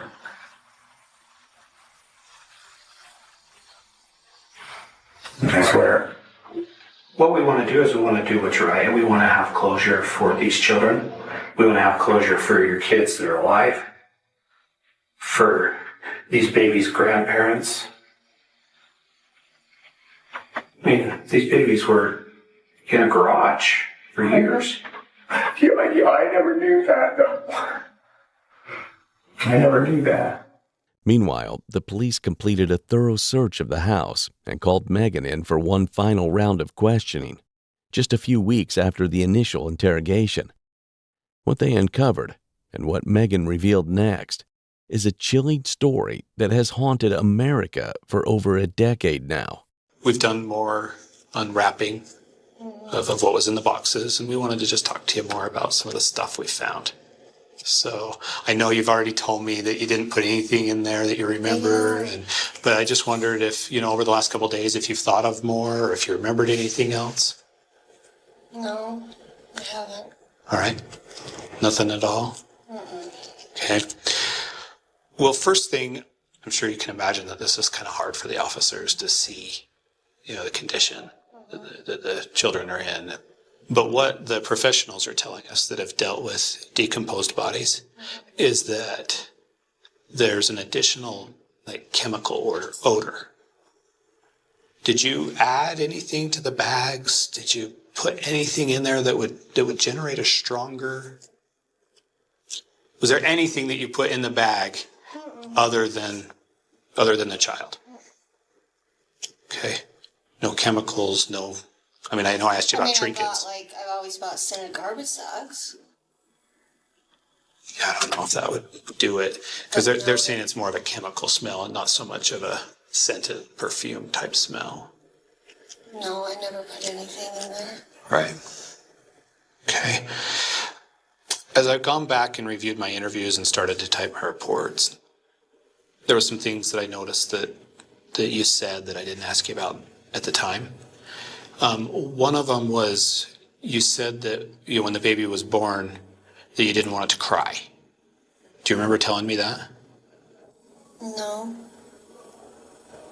I said they wouldn't cry at first. I didn't say I didn't want them to. Yeah, what it was is you said that there were people home and it would cry. And I didn't know if you were referring to people who were renting the basement or if Darren was home or something else. It could have been either or. Okay. You said that you delivered all of these babies except one when no one else was home.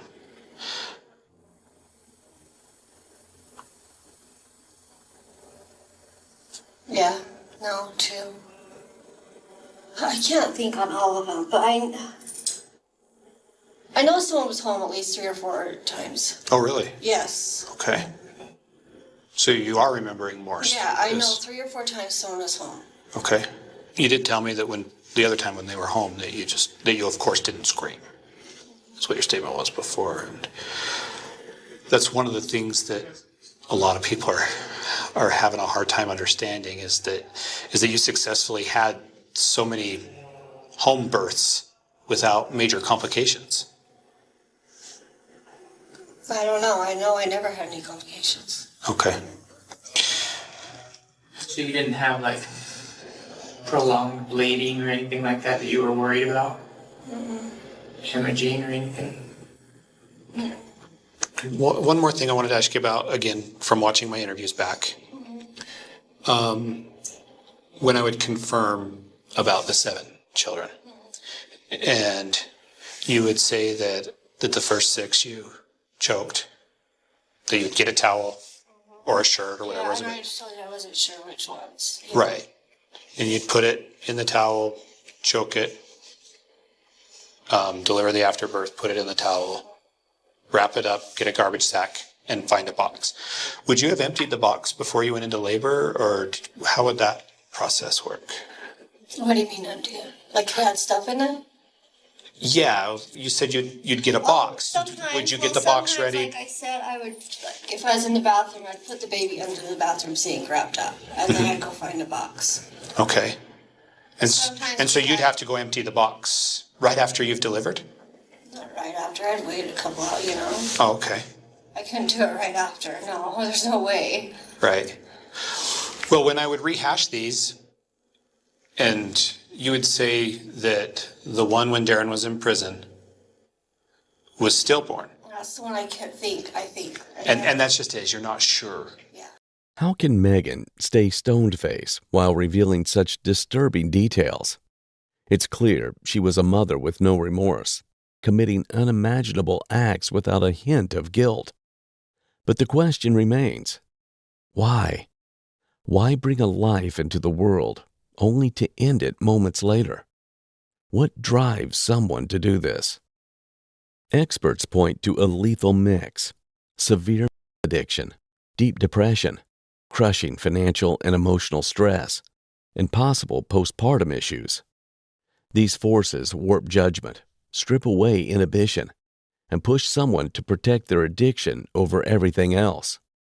Her marriage was filled with substance abuse, instability, and trauma, adding even more pressure to an already volatile life. But understanding the reasons does not justify what she did. The law will deal with her after one final round of questioning. Why aren't you sure? What are you remembering? All I can remember from that day is I know I went into labor and I had it fast. And I was trying to hurry for my girls got home from school. Mm-hmm. And I can't even remember. I can't. I'm sorry. My mind is just a total blank. And you say you have a hard time remembering. I do. I'm like rattling my brain in there. And I can't. Why do you think it's so hard to remember? I don't know. I think it's because I really can't even remember half of what I was doing then. And that's because you were... Yeah, I can't remember now. I've been sitting back. When you say yeah, you mean because you were using meth? Yeah. Okay. This is going to be a trying time for you. Oh, I keep laying there hoping I'll fall asleep. It was just a dream, but... What? What's a dream? All this. Everything I've done. I'll lay there and just close my eyes and just hope I don't wake up. I don't know, I've got so much running through my head right now.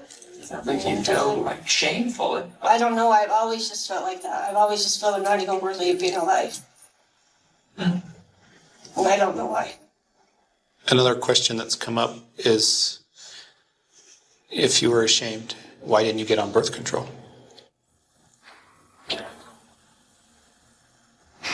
Did you think about it? I know I was on it for a little bit. It made me sick like the first time I took it, and so I just stopped taking it, and I never even thought of it again. I know, people out there are probably just wanting to kill me right now, huh? I wouldn't say that. They're looking for answers. They want to understand why.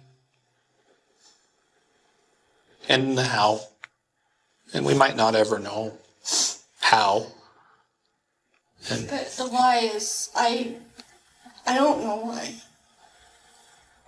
Well, it sounds like you've told us that it's a combination of money, drugs, and shame. Would you say that's fair to say? Yeah. Did you want to keep any of these babies? Yeah, I did. And then I don't know, like I said, my mind, I was just messed up in drugs and got scared, didn't know what I was doing, and then that, I don't know how it happens so many times. I don't have an explanation. Well, it's out, and I know I did wrong, and I know I should be punished for it. So it's not up to me. It's up to, but I'm not saying, oh, I should just be let free, because I know I shouldn't be. That's why I'm asking you. What do you... I mean, I don't know what punishment, but I do deserve to be punished, so. For what? For what I've done. So, it's up to the judge and God, not to me. Megan Huntsman's trial took place in Provo, Utah, where she pleaded guilty on February 12, 2015, to 6 counts of first-degree murder for killing her newborn babies between 1996 and 2006. The judge sentenced her to 6 life sentences, 3 consecutive, with eligibility for parole after 30 years. It's been this tough about it. The knife is too hurting. I took the knife out of her neck and tried to hold her. In an unthinkable confession, Lachelle Anderson admitted to stabbing her daughter, Lalana Sharp, multiple times before calling 911. 911, what is the address of your emergency? Please help, my daughter's just sad. What is your address? I need you to take a deep breath and tell me what the address is. Second Street, please hurry. She's What running. is She stopped moving, please. However, one question haunted the detective. What possessed a mother to unleash such horror on her daughter? I think you know what happened. And only you can tell us. What followed was the revelation of an insane reason, unlike anything the detective had ever encountered, that would haunt them forever. What's your name? On September 2nd, 2017, in Columbus, Ohio, Lachelle Anderson dialed 911, claiming her daughter, Lalana Sharp, needed immediate medical attention. First responders arrived at a grim scene. Lachelle was covered in blood, and Lalana was suffering from multiple stab wounds. While Lalana was rushed to Nationwide Children's Hospital, Lachelle was taken in for questioning, leading to an interrogation that would torment the detective long after. Mama's here day through night. Hush, little baby. Don't be scared. Mama's with you everywhere. Close your eyes and shut them tight. Mama's here through the night. Hush, little baby.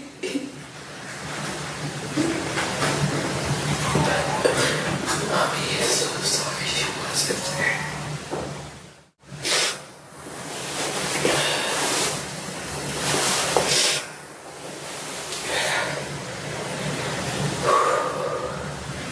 Hush, little baby, don't you cry. Mama's here, everything's alright.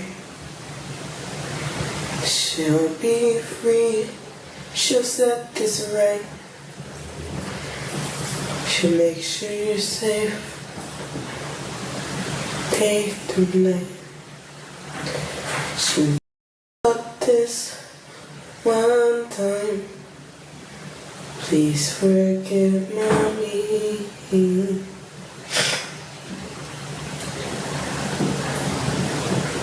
Mother's supposed to swear and protect their child. I left her and put her harm's way.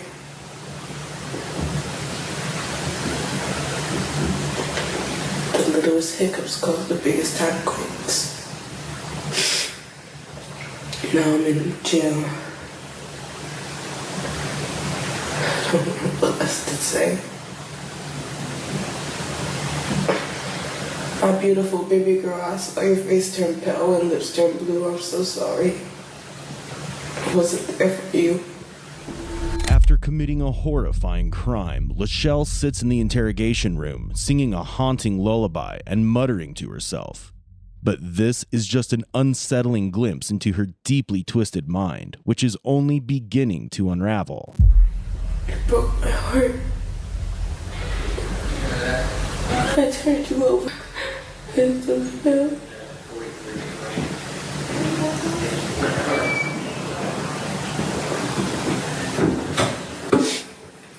This is a baby girl.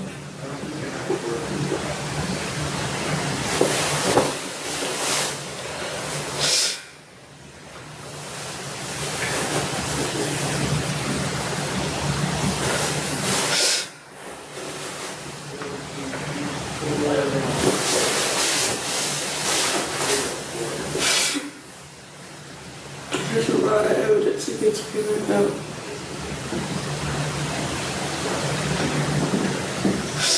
Mommy knows this.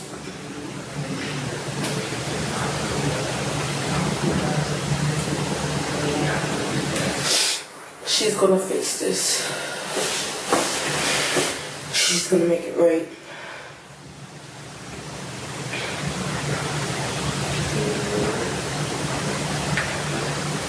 Even if that means telling the family secret.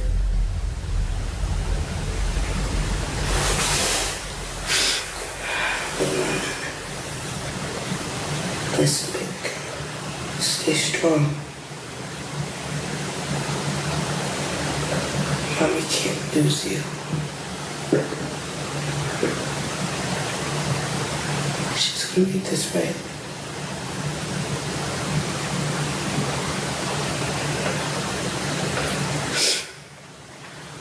The evidence isn't looking really good for me right now. But I know what happened and I know the truth.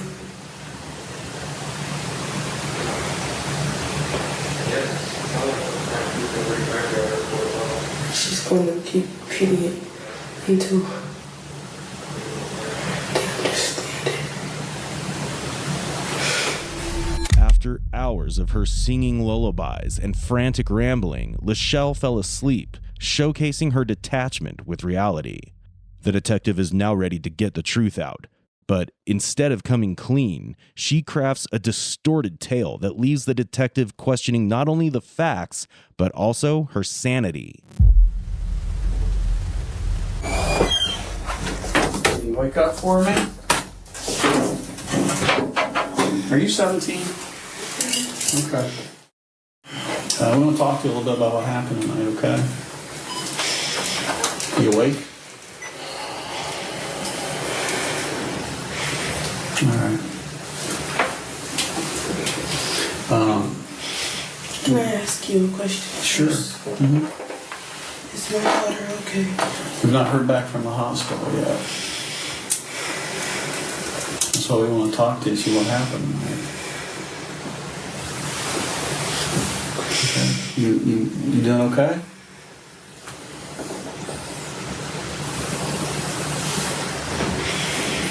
We've got a detective over there now at the hospital, so.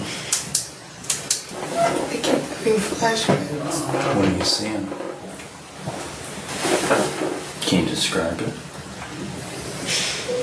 I just went upstairs for a few minutes. I was looking for my song journal. I left at the house previously. My mom made me clean my room spot free because of a bed bug infection in my room. But I wasn't there, so when I went in there, she was downstairs asleep. I heard the door open, but I thought it was my brother. So I didn't, just jump to a conclusion. And I should have. I just stayed up there searching around. And I hear like a splat from downstairs. And then my daughter started crying, so I dropped everything I was doing upstairs and just ran down. Only thing I see is a shadow going out the door. And I run to the room and I see my daughter just squirming there, crying. The knife is through her neck. I took the knife out of her neck and tried to hold her. But I was scared to hold her. I was scared to do anything. The only thing that crossed my mind was to take the knife out. My first intention was to go after him, kill him, make him pay.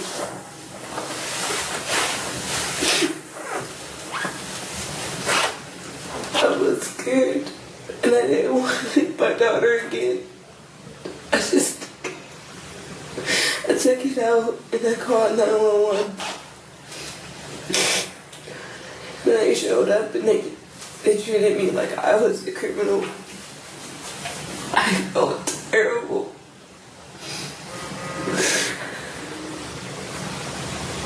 I just want my daughter. I just want to make sure she's safe. That's all. She saved my life multiple times. And I couldn't save hers once. My baby. Where were you? I can't tell you that.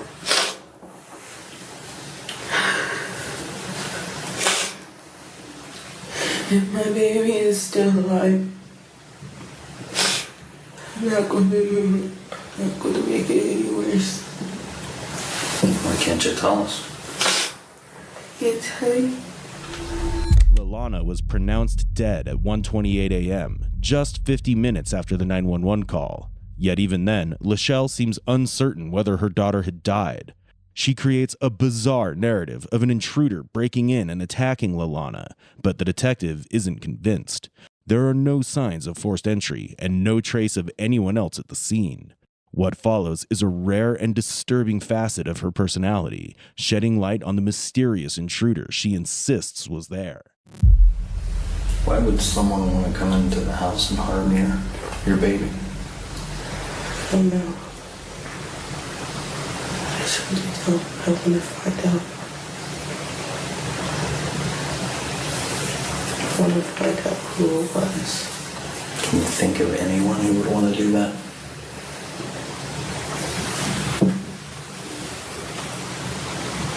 Where we live at, there's sections and properties.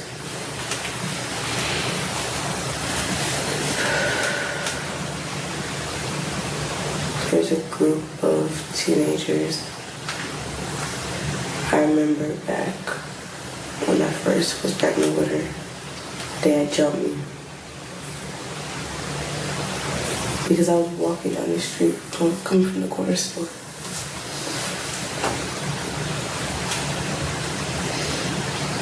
They jumped me and told me never to step foot in their territory again. Last time I was down here, I seen about 3 of them when I was going to the corner store. I didn't think they recognized me. I was with my little brother, Kaden. I didn't say anything to him. They kept staring at me, but I didn't think they recognized me. I left all that gang violence and behind me for her. But if worst comes to worst, I find him before y'all do. There's a lot of people that care about your baby. We've talked to a lot of them tonight. The only person that can tell us what happened in it is you. And we're looking at it right now. I mean, we don't know why it happened. I mean, I don't think you meant to do what happened, what you did. But, I mean, we're left with nothing. You think I killed her? I think you know what happened. And only you can tell us that.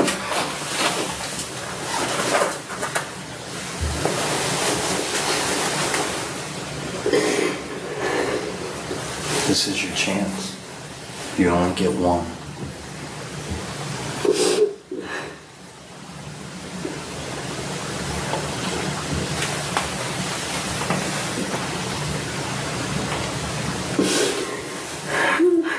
I want to believe that you're just some cold-hearted person that went in there to harm a little kid, but you're not leaving us with anything. Lachelle clings to her story, but as the gravity of her actions begins to sink in, she leaves her seat, collapsing to the floor, setting the stage for a chilling confession. I can't hear you. In my heart, I was telling you the truth. You know, no matter how much you wish that it didn't happen, it still did. I killed her. Only you can tell us. I killed her. We want to know why. What happened? It seems Lachelle developed dissociative identity disorder, a fractured mind forged by the trauma of realizing she had killed her daughter. Now the detective is about to come face to face with her other self, the killer within, which unleashes a frightening encounter that sends shivers down his spine. In my heart, I believe I was telling y'all the truth. I did. Oh my God. Oh. No. Please. It's not true. It's not true. Oh, please. Oh. Only you are going to be able to explain this. I can't. Because I don't know what happened. If that's not the truth, then I don't know what happened. You do know what happened. You were there. No one came inside. No. I wasn't. She was. I need to use the bathroom also.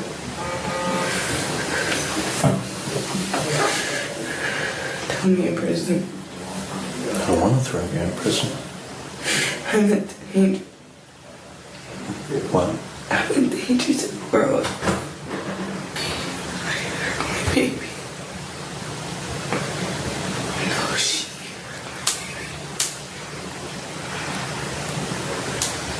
hurt my baby.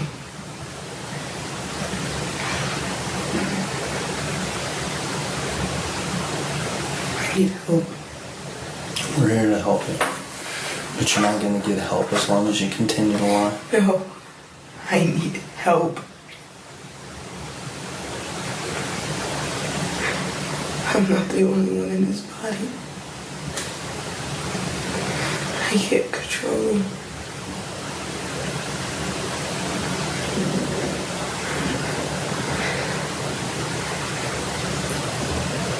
She's just evil. She's evil. Tell me what she did. What makes her evil? That's the thing. I don't know. You do know. You know what she did tonight. I promise you I don't. Whenever she comes out, it's only her. It's not me. Her. Caring, loving.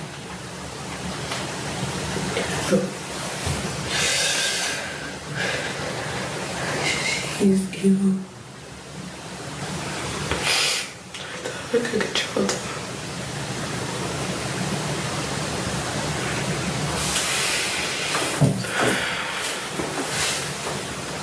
They come when they want and go as they please. I don't know what they are. I know they're not me. Prison's too good for us.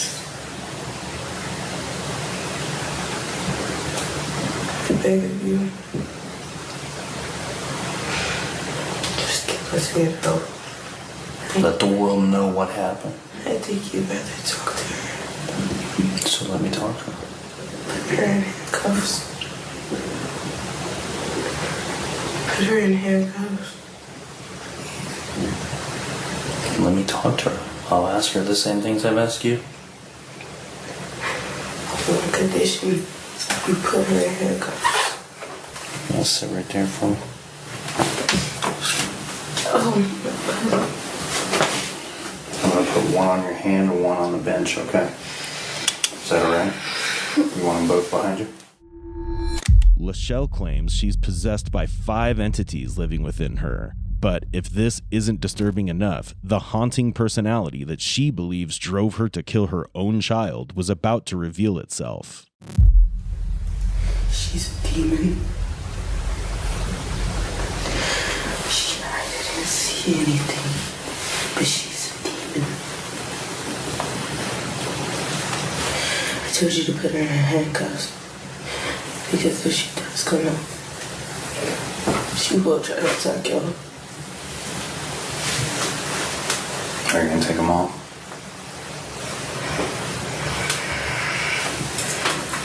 Do you want me to take them all? Mm-hmm.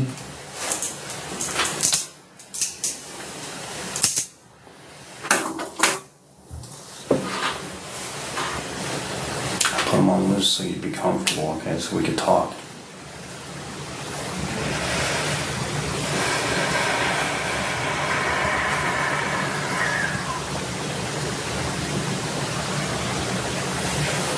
What do you need to know? Sorry? What do you need to know? I just want to know what happened. Why? Pretty sure you already figured that out by now.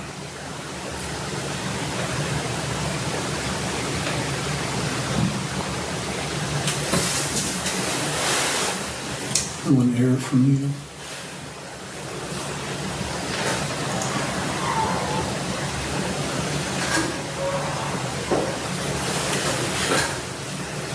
No, why would I do that? What's that? Why would I do that? Why would you do that? Yes.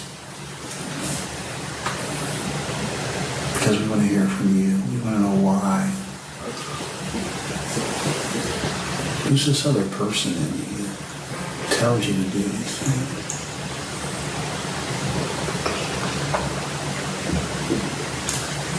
What did they tell you to do? Excuse me, I'm a girl. I understand. Manners first. I understand.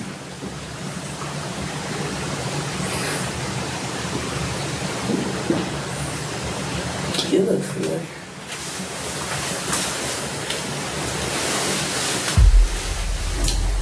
Stay over this way, I please. just want to see your eyes.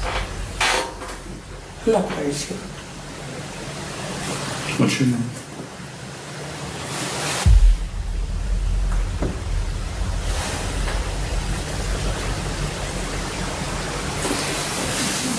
What other secrets do you have? Not my name. It's okay, answer. What's your name? What's your name right now?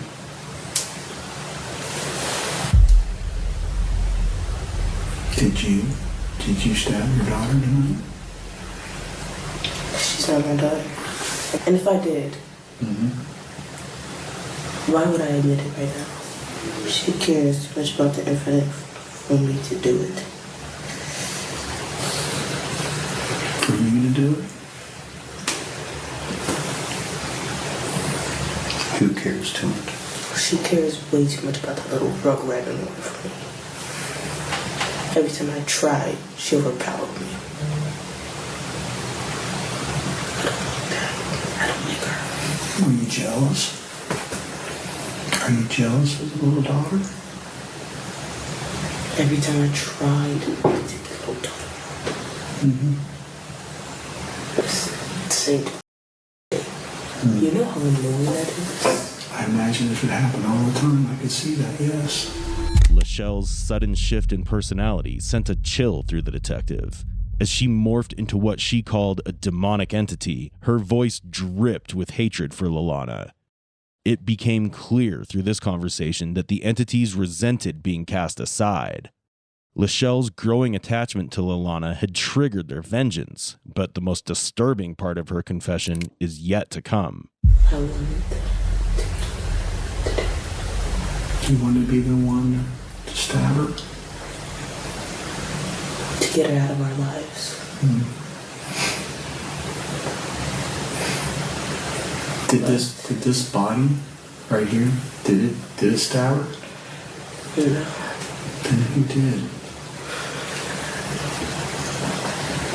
Why'd you want her out of your life?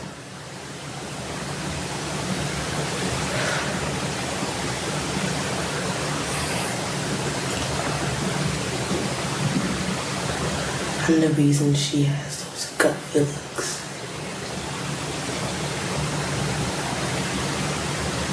I protected her. She kicked me to the side, like I did with road rage trash. To make space.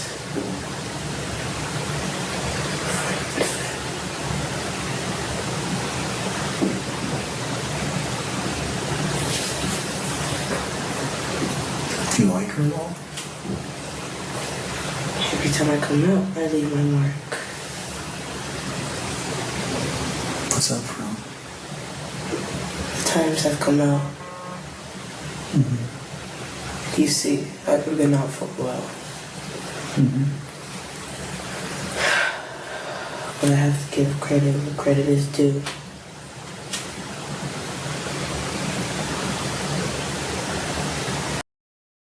Off my eyes.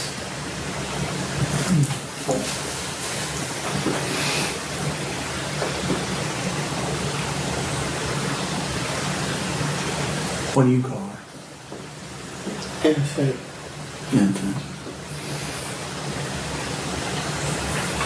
How do you and the infant get along? She doesn't know. She what? She doesn't know. She doesn't know of you. Did she meet you tonight? I could only wish. Why do you wish that? The little rugrat came in. All of a sudden, I'm trash. She doesn't need me anymore. She actually has someone there to care for her. She actually has somebody else to talk to. Forgotten and washed up like old sandpaper. I enjoy the adventure, the rush. But I'm glad he did do this. He. So if you didn't do it, who beat you to it? Were you not good enough to do it? Couldn't figure it out? He wasn't strong enough. Why weren't you strong enough? Because she kept taking over. She kept stomping me. Where did you get the knife from inside that house?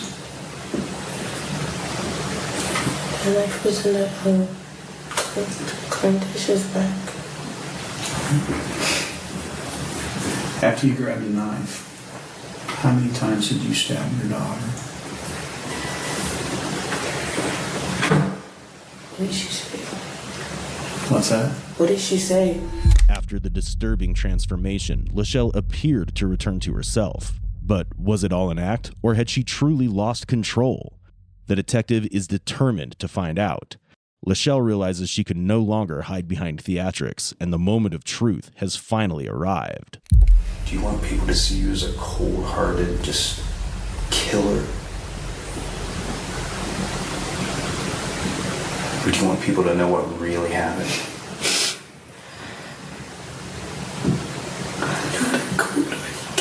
What did she do to you to deserve this?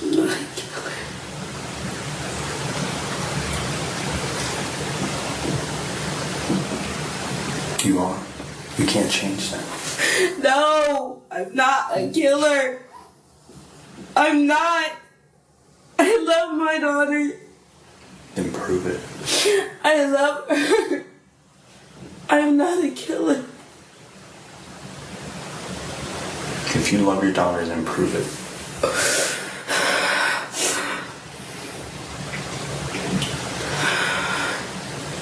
Give her some peace. Explain what happened. She's dead. You said earlier. I'm going by your words. I'm a monster. Are you a monster?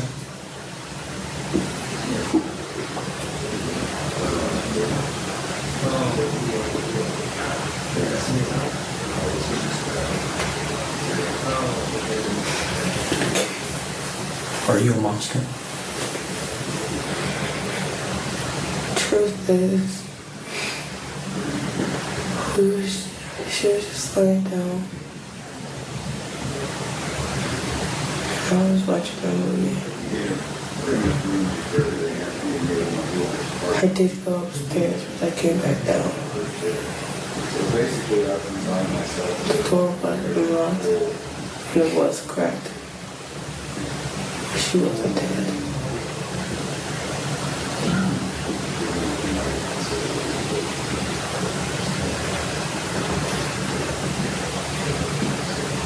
I looked around the house.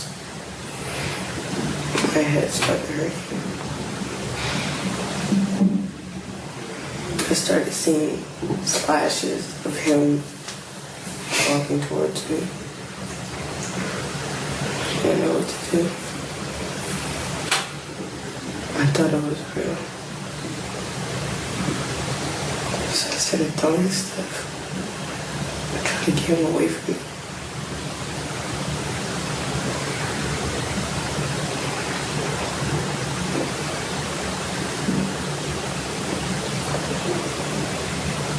I took the knife.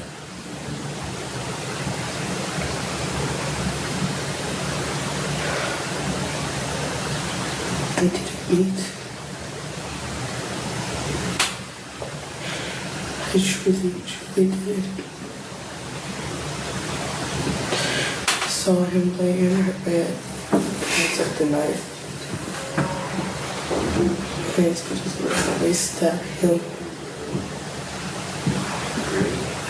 He wasn't really dead.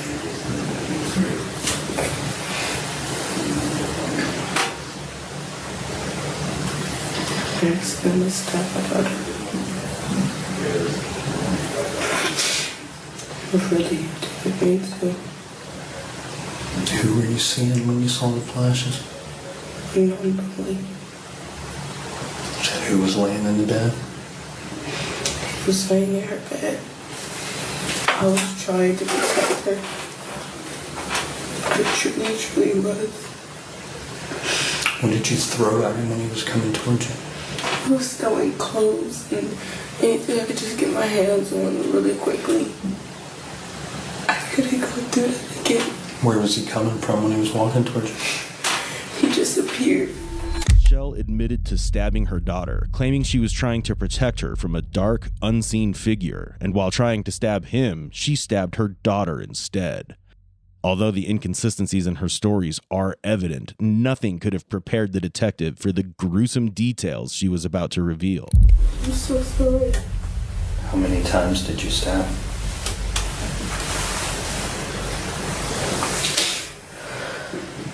One. When I realized it, I busted out crying. I really, truly do love my daughter. That's why I called 911 immediately. I really did not mean to stab her. And I should have known it was a side effect for my PTSD. And I should have known he wasn't real from before. I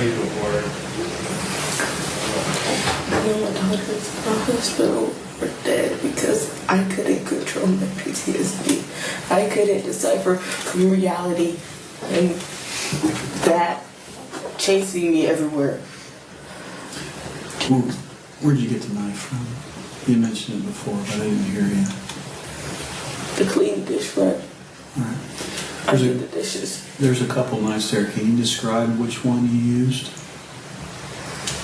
No. Okay. I just grabbed it. All right. Where'd you stab your daughter at? Help us understand. Where did you place the knife at? I didn't mean to place the knife in you. Okay. I was trying to get him. How were you trying to get him out? I was trying to stab him. Her bed is like this big. At the time, she was just over here. Mm-hmm. He was right here. His arms around her. He was cuddling and crying blood. I tried to stab him. And she drove. Where'd you try to stab him at? I tried to stab him in the head. Okay. What part of the head? Right here. Through the cheek.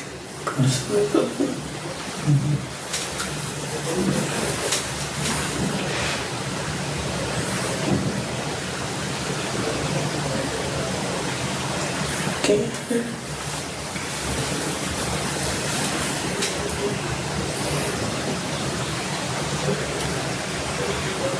I told you the truth. Please believe me about them. Don't lies. Detective wraps up the interrogation. Lachelle is left alone, still talking to herself. Now it's time to bring her to justice. On June 26, 2018, Franklin County Juvenile Court Judge Terry Jameson from Columbus, Ohio, transferred Lachelle Anderson's case to adult court, where she was charged with murder, a crime carrying a mandatory life sentence with no parole for 15 years. She later accepted a plea deal that reduced her sentence. Several factors influenced the court's decision. She was just 17 at the time of the crime. She had a history of mental health issues, including ADHD, anxiety, and auditory hallucinations.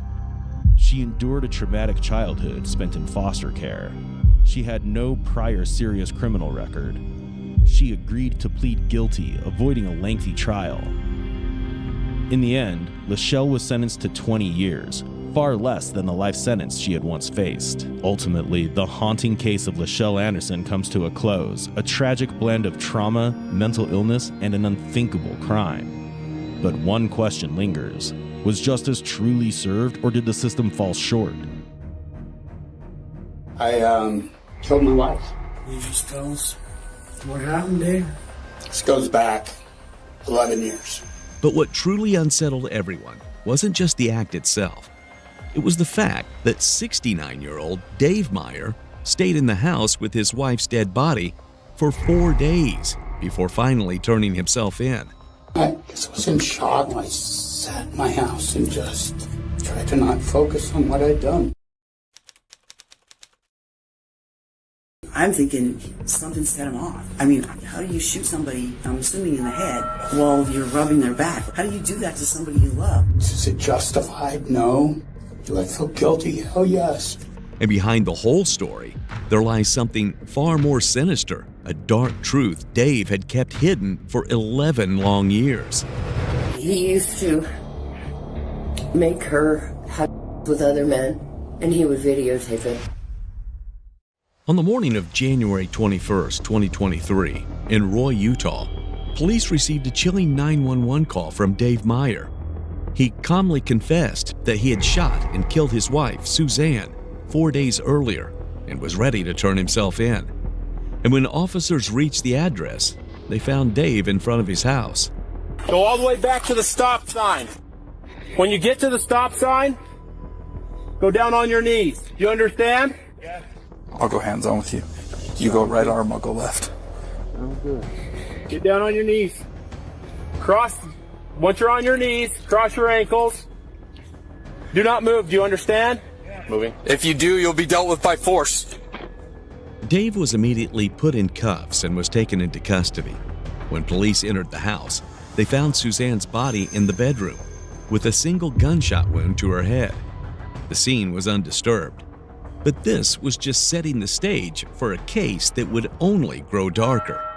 Well, I got called here today on a Saturday, and sorry, man. No, you're okay. Maybe you can kind of tell me kind of what's happened. Yeah, I killed my wife. Who's your wife? Suzanne Meyer. Suzanne Meyer. Can you just tell us what happened, Dave? Yeah, this goes back 11 years. She was run over, had an accident here in Roy. Destroyed her back, her nerves, just totally destroyed her. Very strong woman, in the gym all her life. ran, lifted every day, in shape. Accident crushed her.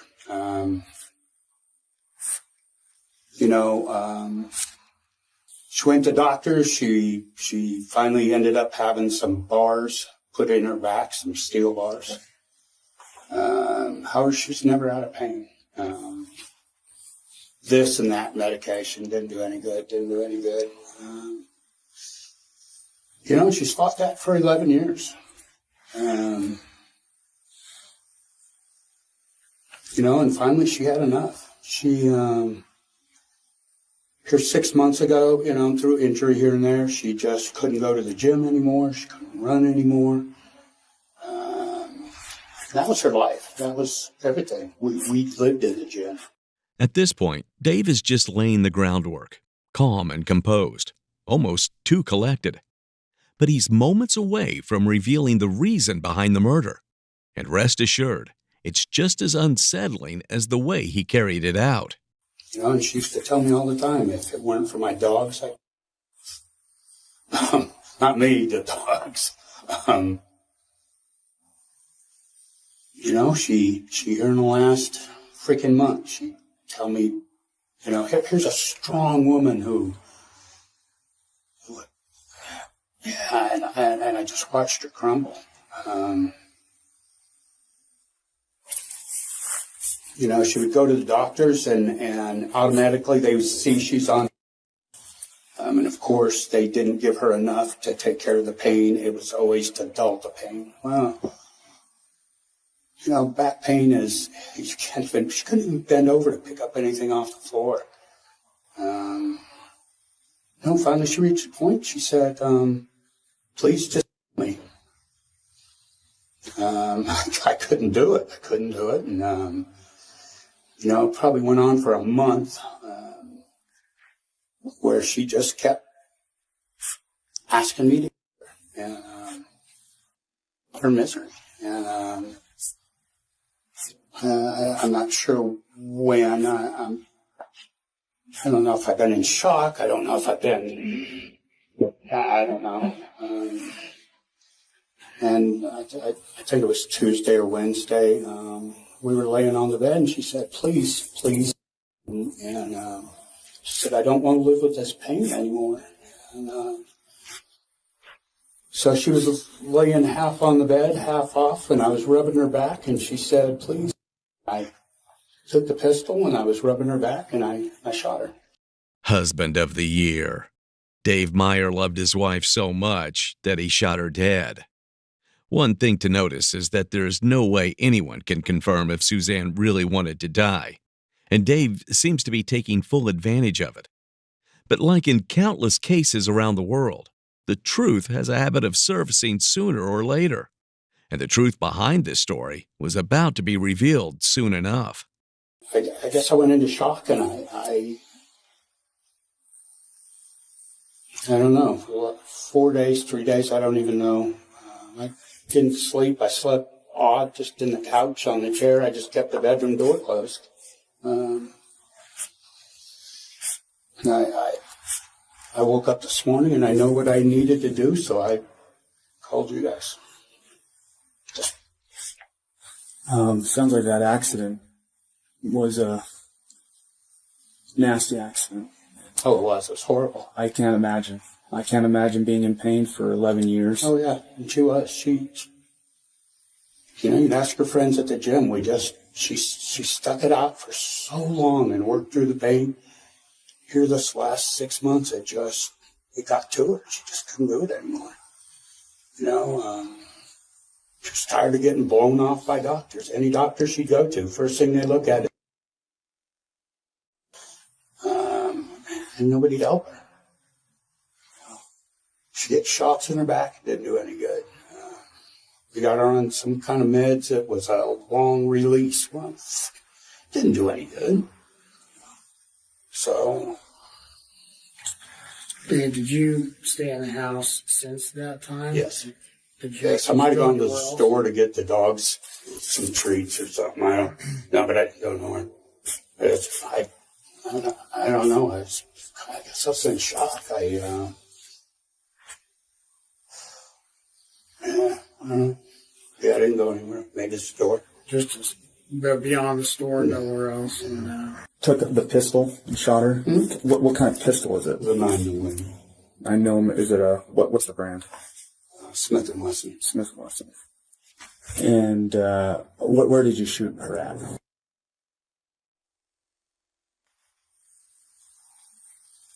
So just making sure I understand correctly, she's kind of onto the bed, laying half on the bed. You're rubbing her back. She's saying, "My pain." Yeah, well, not at that exact moment. She had asked me earlier, please. Yeah, it was constant. It was the last month. It was every day, 3-4 times a day. She was just done. Yeah, it was probably the night before when the last time she asked me to do it. And she was laying on the bed, and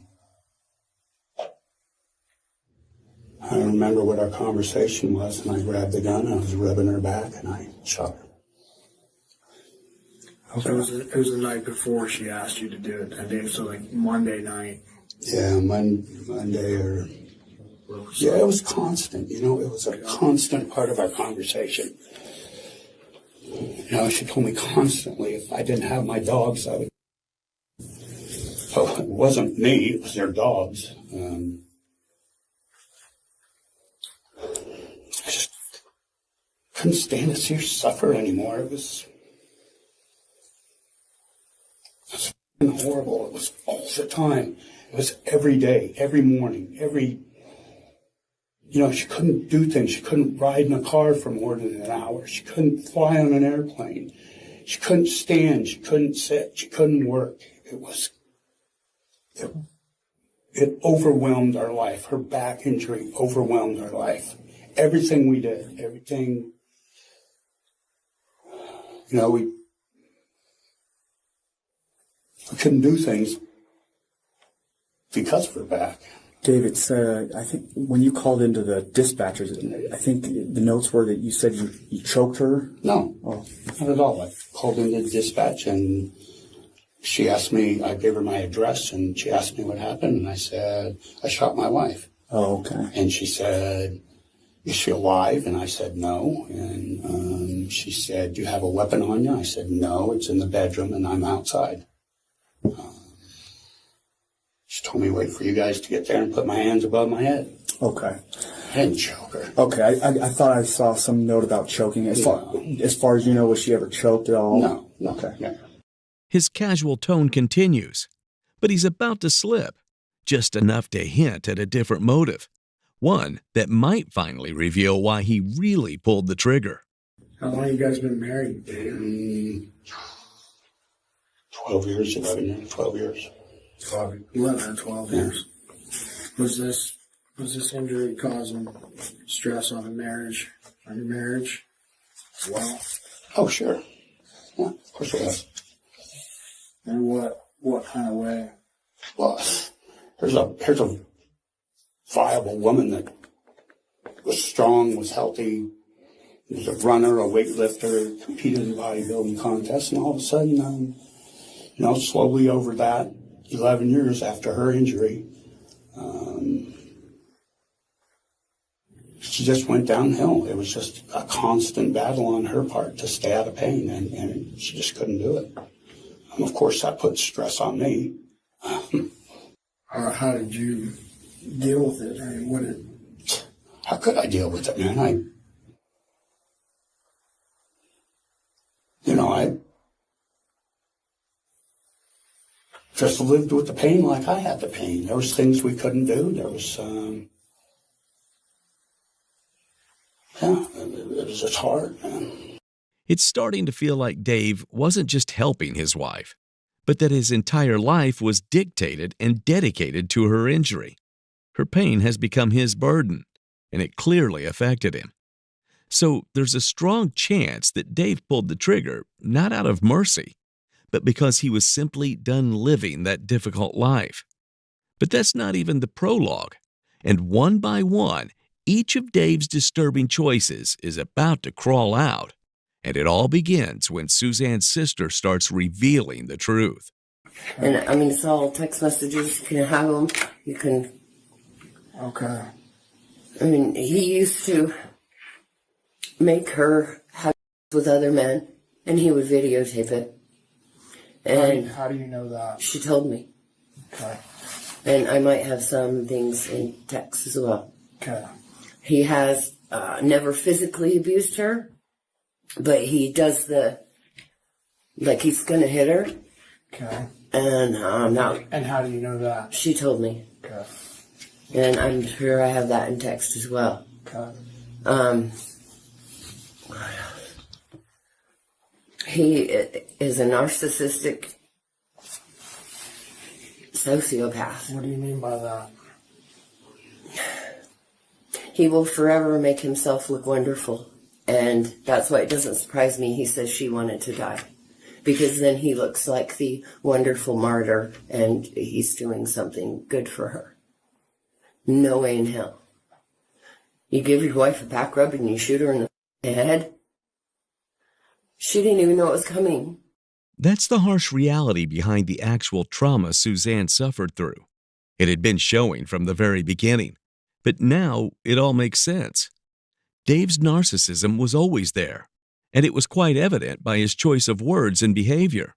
And now, just when the picture starts getting clearer, a client, someone Dave personally trained at the gym, comes forward and confirms exactly what Suzanne's sister said about his aggressive side. He said that she was really mean. And he said he just had to blow everything off that she said to him. And like she would just like be like saying things to him, just trying to piss him off. And then she'd try to get him to hit her so she could call the cops on him. Okay. And she did a lot of things like that. I just can't believe he shot her. I'm thinking something set him off. And how do you shoot somebody, I'm assuming in the head, while you're rubbing their back, like the KSL says? How do you do that?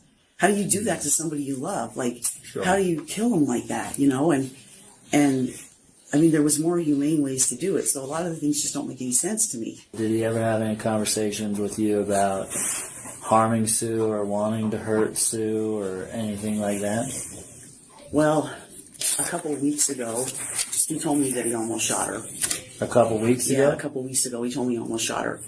And I was like, God, I said, Dave, don't do that. I said, freaking leave the house, call me, whatever. I said, don't do that. I said, it's not worth it, you know? I think that's when she was just in his face, you know? But that almost shooting quickly turned into a bullet to the head. Unlike the other two, Dave sticks to his script, insisting he was in shock. But the neighbor's surveillance footage gives a different story, showing him calmly doing chores like it was just another Thursday. If he had the presence of mind to take out the trash, calling 911 shouldn't have been too hard. Clearly, there's a lot Dave is leaving out. I was rubbing her back with this hand, and I had a weapon in this hand. I was rubbing her back, and I put it up this way, and I shot. And I threw the weapon over on the bed. And I got up, and I walked out of the room. So the weapon's in the right hand. Mm-hmm. There's no plan as to where you just pointed the weapon at her. Pointed and did. Okay. And believe me, I thought a lot about going back in the bedroom and doing myself. And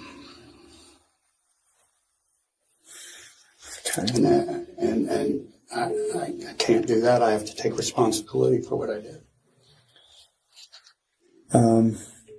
If there's, she's talking about just. Did she ever mention that she maybe just? Oh yes, yeah. 2 or 3 times a week, she told me if it weren't for my dogs, I would. Do you know why she wouldn't herself then? If she didn't have those dogs, she'd have done it a long time ago.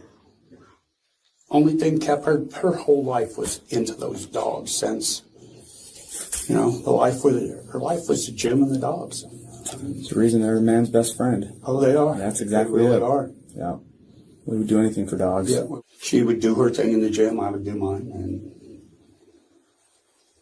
And then probably 6 months ago is when she just wasn't able to do it anymore. She just could not freaking do it.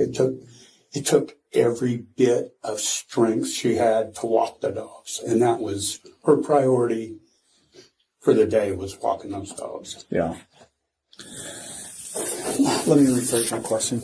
6 months ago, you guys stopped going actively every day. She did. I kept going because I was training people. So that was kind of a added income for us, which we didn't have because she wasn't working. But she had been to the gym since then? Maybe a few times, maybe half a dozen times, spread over. Okay. 3, 4, 5, 6 months. Did she have a cane? How was her mobility? She was able to walk freely? Yeah. She wasn't in a wheelchair? No. Okay. Did she ever go to like physical therapy after the injury? Yeah, after the injury she did for a long time. And how long has that been? How long has she stopped going there? Probably a year after she was injured. Okay.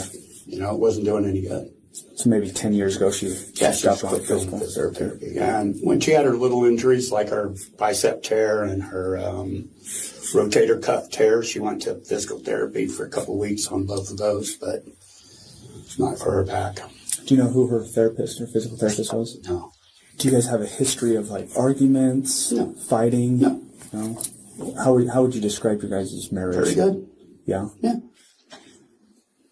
We were married. She kind of did her thing. I did mine. And, once we lost the gym together, that was, that was kind of weird. What's that, Dave? You said it was kind of weird after? Yeah, it was weird not working out with her anymore. I mean, that was our whole life together. And she just couldn't do it.